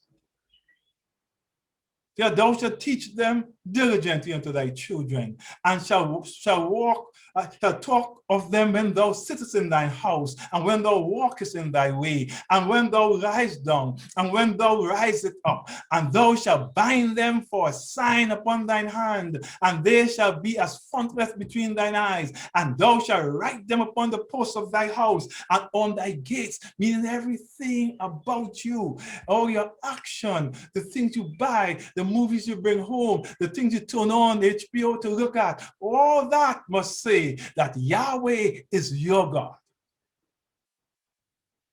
He said, and when thy son, in verse 20, and when thy son asks thee in time to come, saying, what mean the testimony and the statutes and the judgments which the Lord our God hath commanded you, then thou shalt say unto thy son, we were Pharaoh's bondmen in Egypt, and the Lord brought us out of Egypt with a mighty hand, and the Lord showed signs and wonders great and sore upon Egypt, upon Pharaoh, and upon all his household before our eyes, or before our very eyes. We need to tell our children what God has done for us. We need to give our children our experiences, not Daniel's experience, not David's experience, not Joseph's experience. All of those experiences are good to teach, but make sure you can tell them about your experience, what you witnessed, what he did for you, that they can know that he's not a storybook God, but that he is a real God. That they can begin believing him for themselves. But you don't have to be stressed out, as I said. Everything is about balance. Everything is about balance. Balance is the key. You got to find time out for yourself also. You got to find that. Of course, sometimes parents need to zone out. You need time to refresh. That's normal. Just granny come over sometime and you and Huzzy, you go down the street and just hold hands and walk down High Street if you're in San Fernando, or Frederick Street if you're in Port Spain, or go around the savannah and take a little run. But both of you alone go to the zoo, although I don't believe in caging animals. I know you don't have no problem with it. Both of you alone can go and do things like that. Take a zone out sometimes. We can't and shouldn't be afraid that every time we make a mistake or tell our children, no, we are going to scar our children for life. No. There's one mistake should never make, though, is tell the children things about the church members and things about the pastor. And because when they start to give trouble, the only way back for you is those same church members and that same pastor. And if you spend your time telling them they are hypocrites and they are liars and they are this and that, when those children go into the wilderness and you want to get them back and you send the pastor for them or the deacon for them or the elders for them, the impact and the influence on them will be very small. Never forget that. Never, if you forget everything I said this morning, that's a common sin. Never forget that one. How to avoid the trap of being a present but absent parent? One, have no screen time limits. Have no screen time limits. During this time, meals, for example, turn your phone off and put it in another room. Call back the family for breakfast and for lunch and for dinner. And not walk in the hall and say, food finished, and every man on his own time go to get his lunch. No, no, no. Stop that. Make a habit of asking your child questions and really listen to their responses. Ask them and listen. Listen. Don't ask them and you're doing something, your mind far. No, ask and listen. Don't immediately give consequences to their negative behaviors. Do some investigation. See if something deeper is at work. You know, first time you blow up the handle, you're shouting, you want to get at them, when they tell you something, when I was at York, I was doing a study on homosexuality.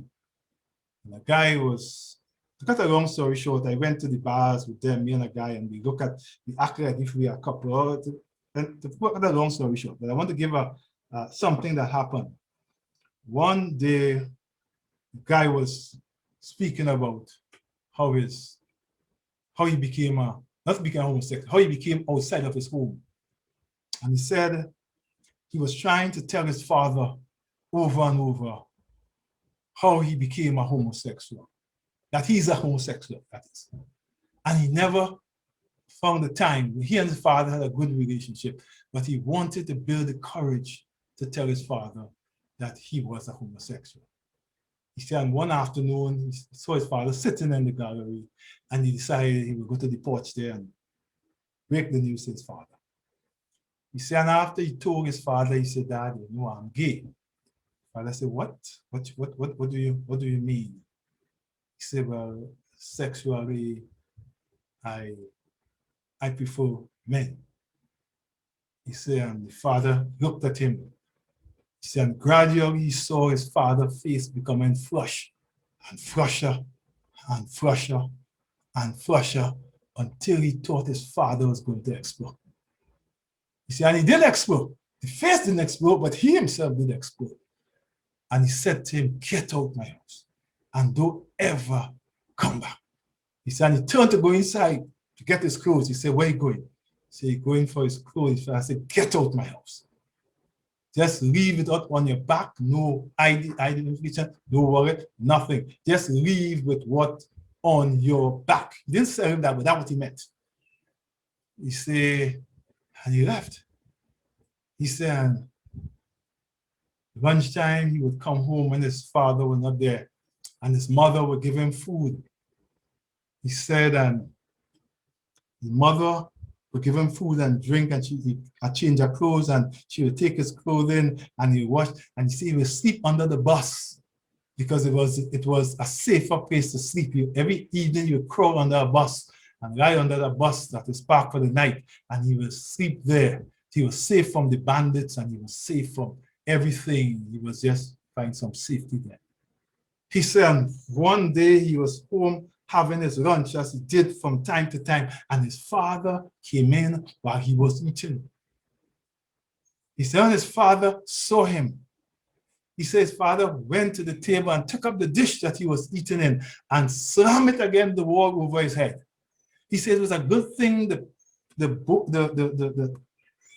container that he was drinking from is a good thing that container was a paper container. He said father took that and slammed it into his head and smashed the container. He said when that happened, and as that happened, the father told him, get out. And as he got up to leave, his mother tried to intercede, and he told his mother, get out also.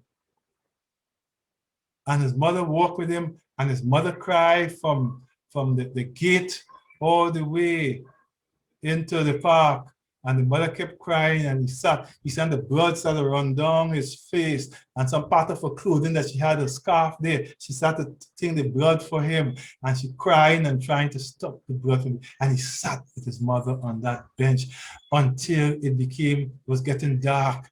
And he's saying the only place for him to take his mother is under the bus. How he could go under the bus with his mother? But that was the only place he thought he had.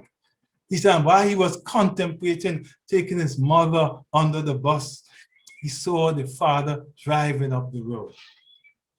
And when he came to where they were, he motioned his hand to come. And he thinking was both of them. His mother got up and he got up also. When he got close to the car, the father said, not you. Took his wife in the car and he drove off.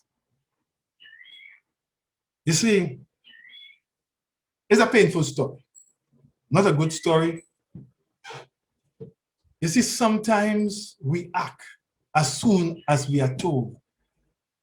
His father never took time to find out what could have brought him to that. Never took time. We got to find out what is causing the child to behave the way. And if we stop and ask the question, if when they say something that we know is negative, and they say something like, Dad, I don't think I want to go back to church. Instead of going, you're crazy, not in this house, not here. If you do that, instead of going that way, let's find out why. And he said to you, these fellows don't know what they're saying. You still talk. If you can't get to him, get somebody else who you feel he trusts and understands. But we got to understand our children. We cannot just leave them to themselves. There are sometimes when we reach a point where we feel we cannot talk to them anymore and we begin ignoring them. You can't do that. Apologize humbly to your kids if you mess up. Give children eye contact and physical touch. It is good for your brain and their brain. Do it often. Do it often. Let our children know what God expects of them. Let them know that, what God expects of them. Let them know what you expect of them. Let them know how proud you are of them. It must be a constant thing. And remember, present but absent is the same as absent. I will take your questions now.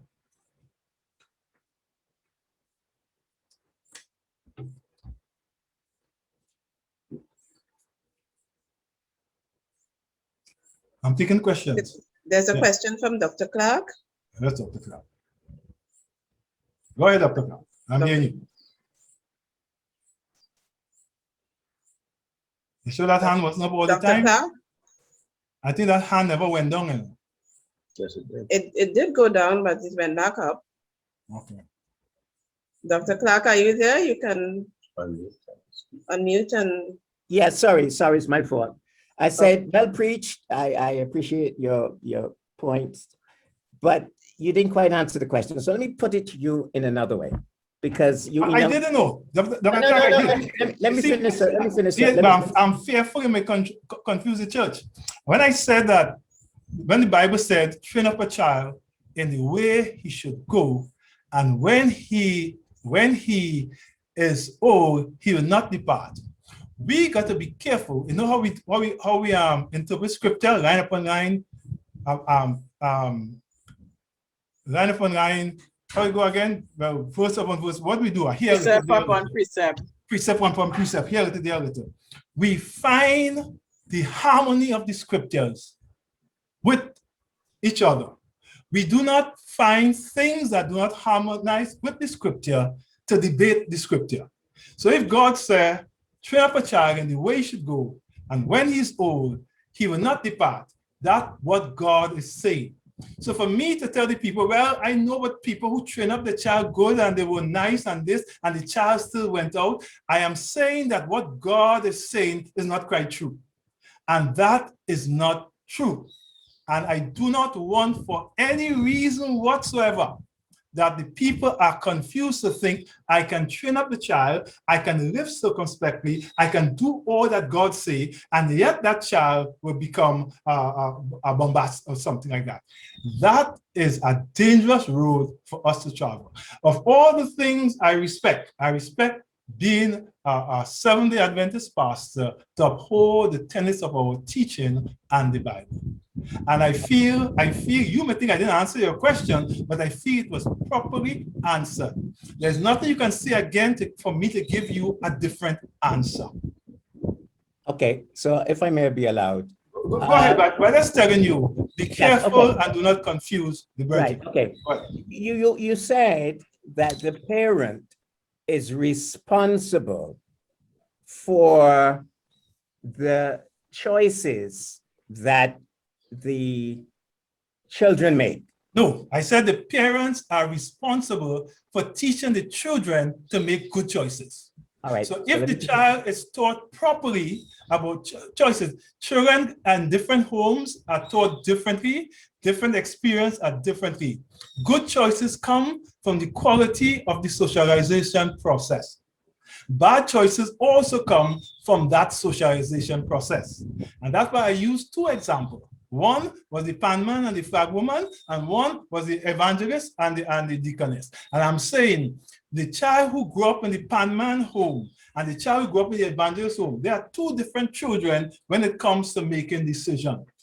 Children who grow up in a home where God is reverent and they hear things about God, they will make decisions that is more in line with that. It is hardly likely a child growing up in a panman home and a twin home will make God. I'm not saying it can't happen, because learning is not only in the home. Learning comes from outside the home also. Siblings, from what they see, what they read, what they hear, all that makes up the learning. But I'm saying for the most part, the most powerful influence in the child's life is the parents.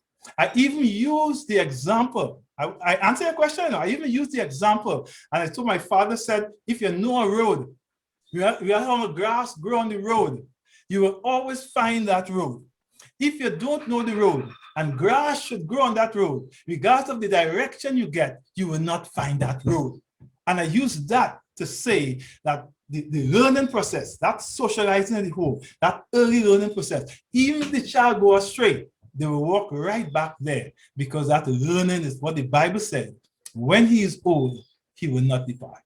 Go ahead. Pastor Browne, the Lord holds each individual. We are not saved based on what our parents taught us. We are saved individually on the basis of our decisions.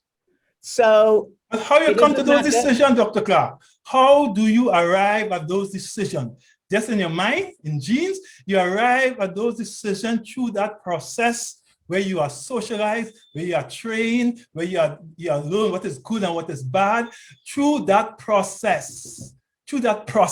I even give the example of I staying at boarding house with 11 young men, all of us the same age, 17, 18. They are doing crazy things. I am not doing it because of that process that I have been through. Not because I was better than them, because of the processes that was applied to me, to my parents. Okay. And this is my final point, and I'm going to let it go. It doesn't matter how well you've been brought up. It doesn't matter how well you've been brought up.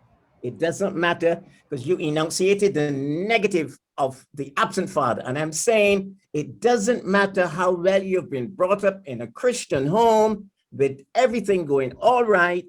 The bottom line is you make up a decision. I get the text. Next section. Take some time and get a text that support that. And in my next section, you bring it back. Next question. Mr. Morris, Pastor Andrews here. Yeah. Okay, in the interest of time, we can't take all the questions now, so we take Pastor Andrews. Pastor Andrews, Pastor Andrews, you're on. Yeah. Now, it's unfortunate we should be getting to this, and I don't intend that this is how it should be. It would be good, of course, that the preacher has stated his message and he's entertaining question. And it would be good to have the persons who are asking the question complete their point or complete their question, that they have that few minutes to do that. So we don't really want a to and a fro where this matter is concerned. And as a church, we have, I think the key word here in this passage is will not, or the key phrase, will not depart from it. And how we interpret that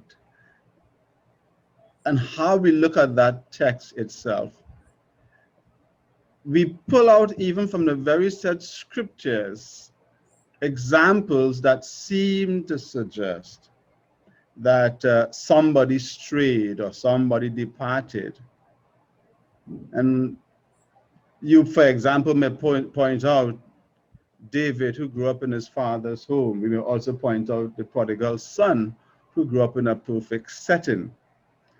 But one thing is certain is this: depart does not necessarily mean will not stray. And I want to repeat, will not depart does not necessarily mean will not stray. You see, David he come back to God. Solomon, his son, who strayed, he came right back to God, even though he strayed. The prodigal son, who strayed, came right back to God. The memory of his father went with him. So it's how we look at that word depart. Some interpreters have it as obliterated. Depart meaning obliterated. And others will talk about falling away from your calling. But surely it's how we interpret that phrase, will not depart. So a child of God, trained by God, trained in the right way, makes his decision. And the beautiful thing about this passage as well, it speaks about training in the context of a parent learning, taking time to learn and differentiate the natural bent in their children, one from the other, and capitalizing on that natural inclination for the glory of God and for the development of the child. And so training up a child in the way he should go should not in any way ignore that. Rather, it should include that. Parents taking time to understand this child from his or her behavior, early behaviors, and adapting and ensuring we so nurture and cultivate that bent for the glory of God and in harmony with the child's what our Bible commentary calls natural inclination or natural capabilities, whatever they may be, particular child. So each child has a particular gift by God, and the parent is to ensure in his or her training that you pay special attention to the cultivation of the same. Now, if perchance as the child grows old, the child strays from it, should not be interpreted as abandoning altogether. As far as that prodigal son went, as far as he went into the pig's den, you see the training his father gave him? The memory of his father never left him.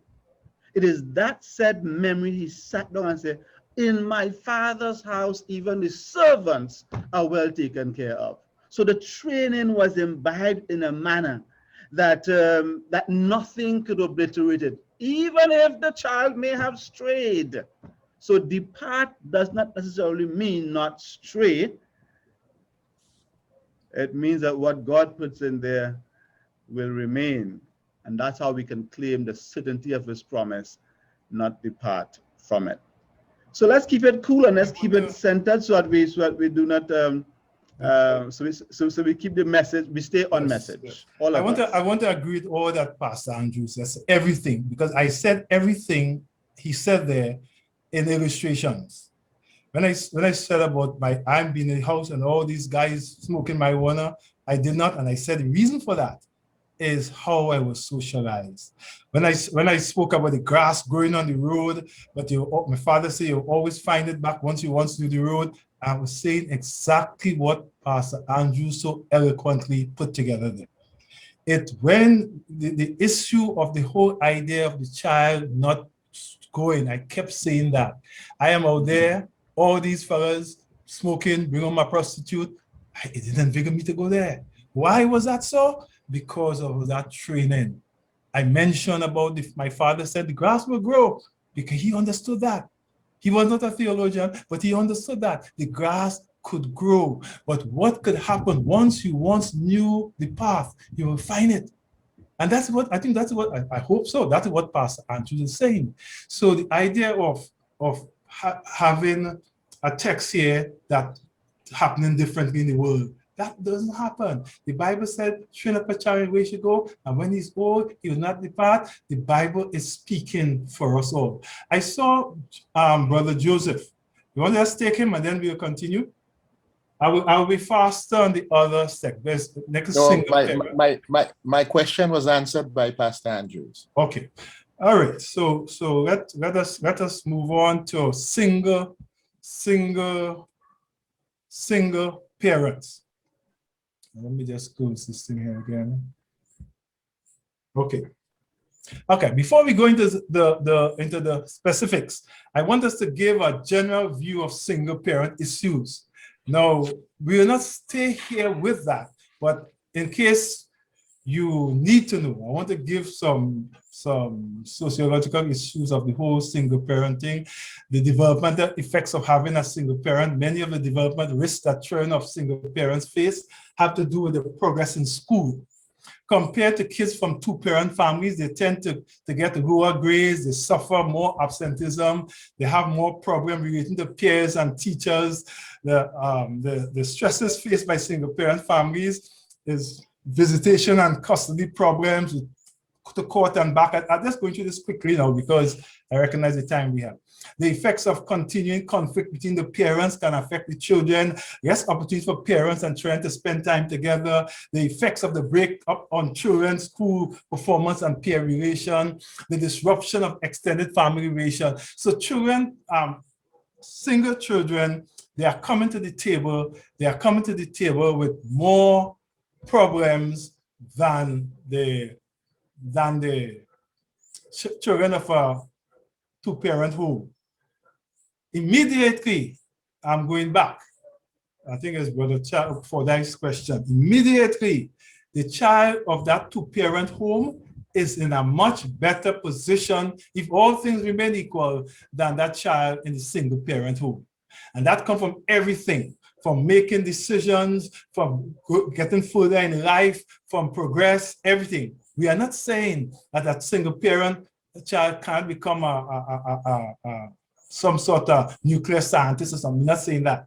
But on average, when you get to the courts and things like that, you find more children who fall out, who are gangbanging and things like that. You find more from single parent home. You find the juvenile whole aspect of the juvenile area is full of single parents children. So you recognize that there is something there. You may have been on the television many times. You hear a mother saying he was a good boy, and you seldom see fathers. You more than ever see mothers. Is it because it was not what God wanted? In Ephesians 6:1-3, as we read here, children, obey your parents in the Lord, for this is right. And parents is always plural when it's mentioned in the Bible.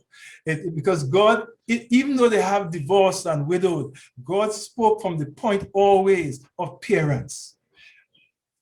No, honor thy father and mother, which is the first commandment with a promise. Again, God mentioned both because it is the expectation that children will have father and mother, that they may be well with thee, and that thou mayest live long on the earth.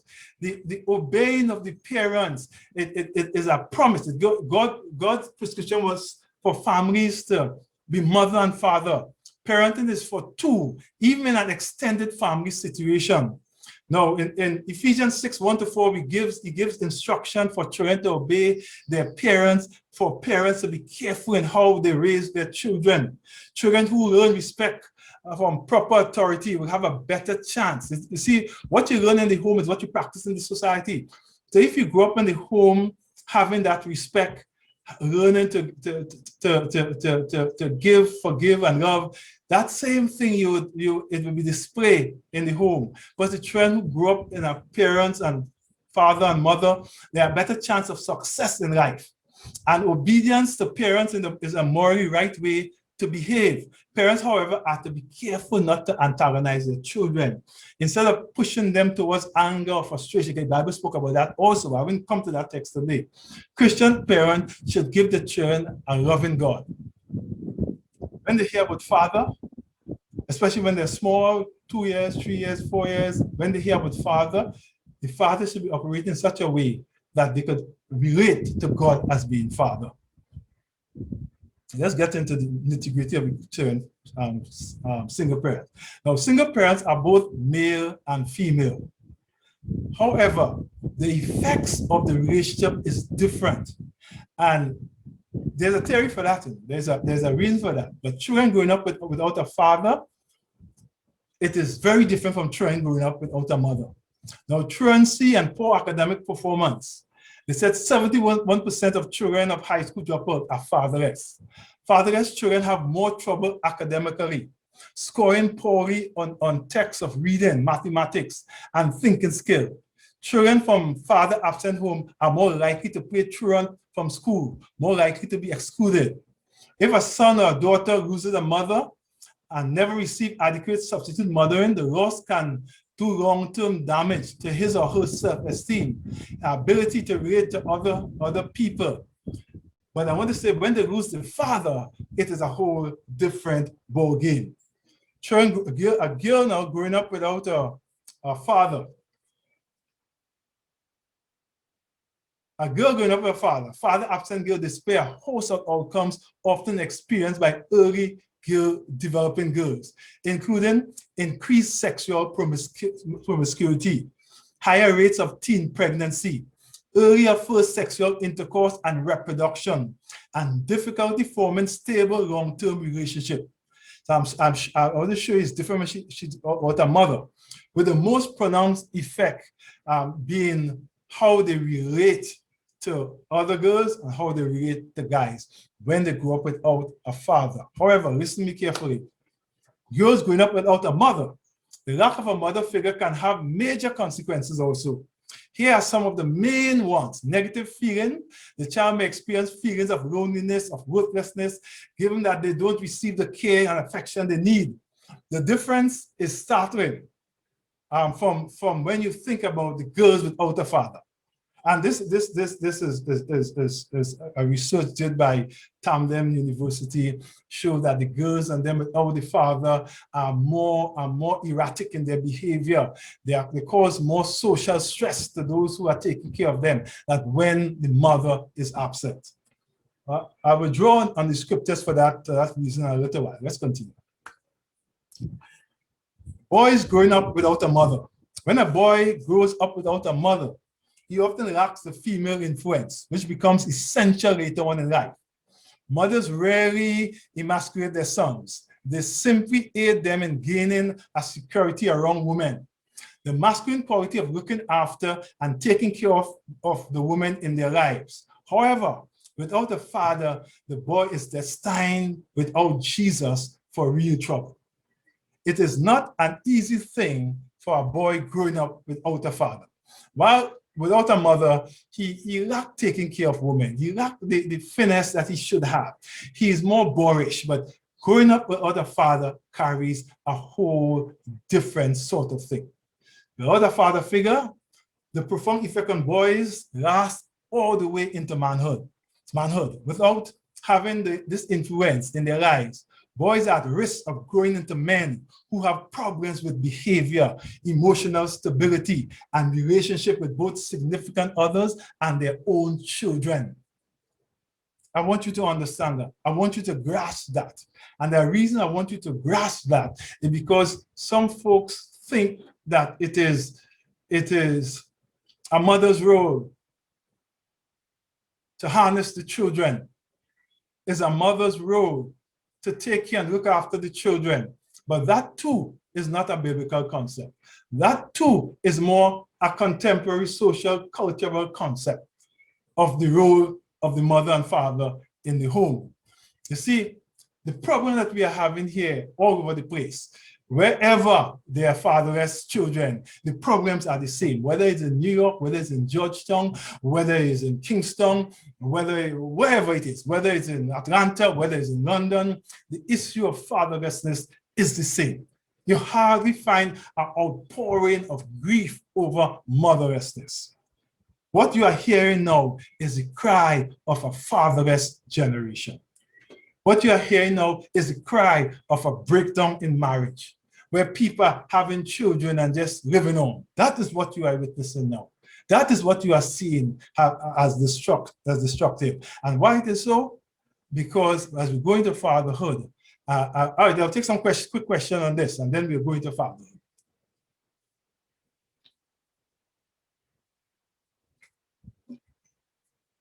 Okay, no questions, so we'll continue. Fatherhood. Now, when God said, "For I know him," meaning Abraham, "that he will command his children and his household after him, and they shall keep the way of the Lord to do justice and judgment, that the Lord may bring upon Abraham that which he had spoke of him." I want you to recognize that God said he knew Abraham. God did not call the parents of Abraham's children. God recognized that the man is not only the head of the home as a titular head, but the head of the home as provider and guide. He said, "I know Abraham." Abraham is more of God saying, "Abraham knows me," when he says he knows Abraham. So once that man knows God and he is following God, it is in the power of that man to bring his household in harmony with the will of God. God has given that power to the man. As I said to you, it was not a coincidence. It was not by chance that God created man first. It was not by chance. It was not by chance. He didn't throw a coin into the air, heads man first and tail man, and it fell on heads, and he said, "Okay, I got to go with man first." No, it was God's purpose. And as you see now in the social world, the effect of the absent father, you understand fully now what God was trying to do, or what God did. You understand it fully. The absence of the man is the destruction of the society. The absence of the man from the home is the destruction of the children. So it was always God's intention that fatherhood plays a pivotal role in the training of children. He said, "Well, if any," and any here, he means man, as we read on, "if any," in 1 Timothy 5:8, "if any provide not for his," so is any man he's speaking about, "for his own, and especially for those of his own house, he had denied the faith, and he's worse than an infidel." The idea of man or male is God's idea of provider. It's God's idea of protector. It's God's idea as head of the home. It's God's idea as the one to guide and lead his household. This whole new contemporary cultural view that we are seeing now, where we talk about joint leadership of children and adults, and children need to be asked, and children need to be told, and we having family meetings, and the children saying what they don't like, and we have not found better families with all these ideas. With all these ideas, we have not found better families, although we have gone down the road with these ideas. Because you see, we cannot improve on what God is saying. When a godly man is in charge of his home, everybody's happy. Wife, children, he, the dog, the fish, everybody will come happy in the place. When he's ruling the home, because he understands his delegation of leadership. He understands how God is ruling God's home. He understands that he's the priest called for the worship. He understands all of that. Fathers today face a greater expectation to be far more engaged. But this is the expectation. But this is not the culture. With more moms pitching in as providers, we fathers we are expected to be better caregivers. We are expected to change diapers and cook and kiss boo-boos, and that's great. We are expected. But we are also expected to show leadership in the home. In fact, in fathers, we should rejoice in the fact that we can take a greater role in raising our kids. I always say this, and maybe because I was a pastor and had more time. All, what do you call it? PTA meetings, parent teachers conferences. I found myself there. I found myself dropping the children to school. I found myself doing that. Taking them to lessons. I found myself doing that. You see, we got to understand the role that God has given us to play. And reason why we see all this issue of women doing this and women doing that, because as fathers, we have refused that role. You see, men feel they are wired a certain way. And often modern fatherhood doesn't seem like it fits into who we think we are. So, but yet God is always at work pushing against our impulsive and help us to go closer to his plan. And what was his plan? That the father ruled. It was so for Joseph. It was so for David. It was so for Moses. It was so for all the patriarchs that they took that leading role in their family. God said right. He said, I know Abraham that he will lead his children. He didn't say he will lead his wife, you know. As some men think they could tell their wife what to do, what to wear, and what. He didn't say that, you know. He said you lead your children. That's what he asked man to do. Lead your children. We often consider mom to be the heart of the family. That's okay, but dad has just a critical role to play in the lives of his children beyond just carrying the mantle of leadership. Fathers ought to play the same role that they expect the wives to play. They also ought to be playing those roles. Fatherhood is about being engaged with your children, talking and playing with them, holding them when they are need to be held. It's about always aiming to be present. It's about always aiming to be around them, not fleeing into a man cave or escaping to work. Those diversions are short, flighty things compared to your relationship with your kids. We are not to be transformed or conformed by the culture of the world, but we ought to be transformed and conformed to the word of God. Let what we do is driven by the word and not by what some fancy counselor think. Let's make sure that whatever we say is grounded in God's word. When the role of the father, make sure we find that role grounded in God's word. And not that, go by your mother do this, your mother.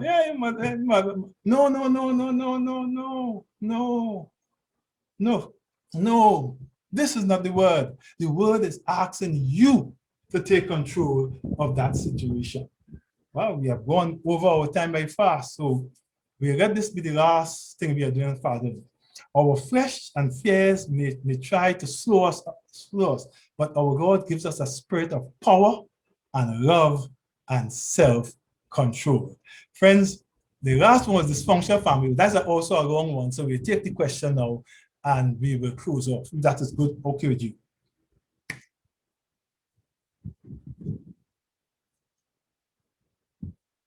All right, let me stop the share so that we can take questions. If you want to go back, we can go back, but let's take the questions.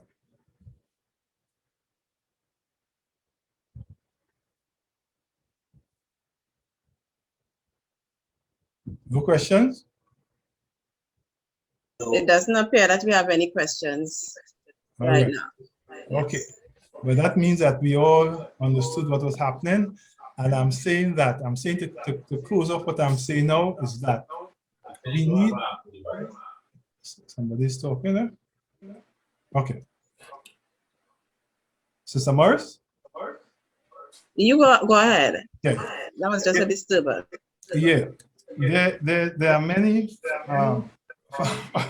there are many facts in leading to what we call family and family life.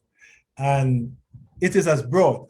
We don't have a manual other than the Bible to determine how we should treat with what is family and what we call family. Because of that, you find we have all these issues in family, and issues come because our teacher, we have strayed from the biblical teaching on the family, and we have embraced the social and cultural teachings on the family. So our idea of fatherhood has changed, and the fathers have started believing those things and is acting out. Our idea of children. There are women who saying that I don't want marriage, I just want to have a child, and I want to have a child, that is okay. Those are concepts that we are dealing with now. And because of those concepts, we find all the problems we are having with our family. But we ought to walk back. We ought to walk back to the biblical model. The father needs to recognize that he is not only a co-parent, but he is a lead parent in the co-parent relationship. He needs to understand that God has placed him to lead his home and lead his family. And God has given examples of that over and over and over. In the issue of single parents, we need to understand that single parents need our support. Now, I'm not talking about support by telling some guy in the church there, you should be a father of a sister that's a cherish or whatever child and thing, and then he feels not only a surrogate father for the child, but he starts to believe he's a surrogate husband also. So even those issues we need to understand when we are dealing with single parents and single children in the church. It is a complex issue. The whole reign of children is a complex issue because we are in a complex world. How our church was supposed to cure that, and do not be against me for that. They were supposed to cure that by us having our own schools, sending our children to our own schools, being taught by our own Seventh-day Adventists, so that the home and school will mesh together. So the values of the home will be the values of the school. And if we can find a part of that, then we'll be able to save our children. But outside of that, when the church is saying something, and the children are going to those schools out there, and those schools out there are teaching their hidden concept, it is difficult for the children to hold the line. I want to say one thing before I go. I want to say one thing. The leading contemporary sociologist is a guy they call Michel Foucault. Now, Foucault was a homosexual. Foucault said, how he writes his books, his letters, his messages to journals. He says when he's at gay bars, he says how he gets ideas when he's having a relationship with a man. Now, when you take the writing of Foucault and you bring it to the universities, and you have non-Adventists teaching your children at UE and at USC, not USC, sorry, at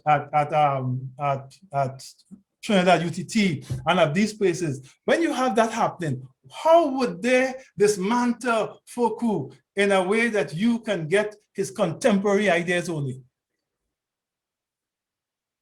When God said that when God said that our teaching, the children of Israel, they taught their own children, the fathers went out, the mothers stayed with the children were taught by the mothers.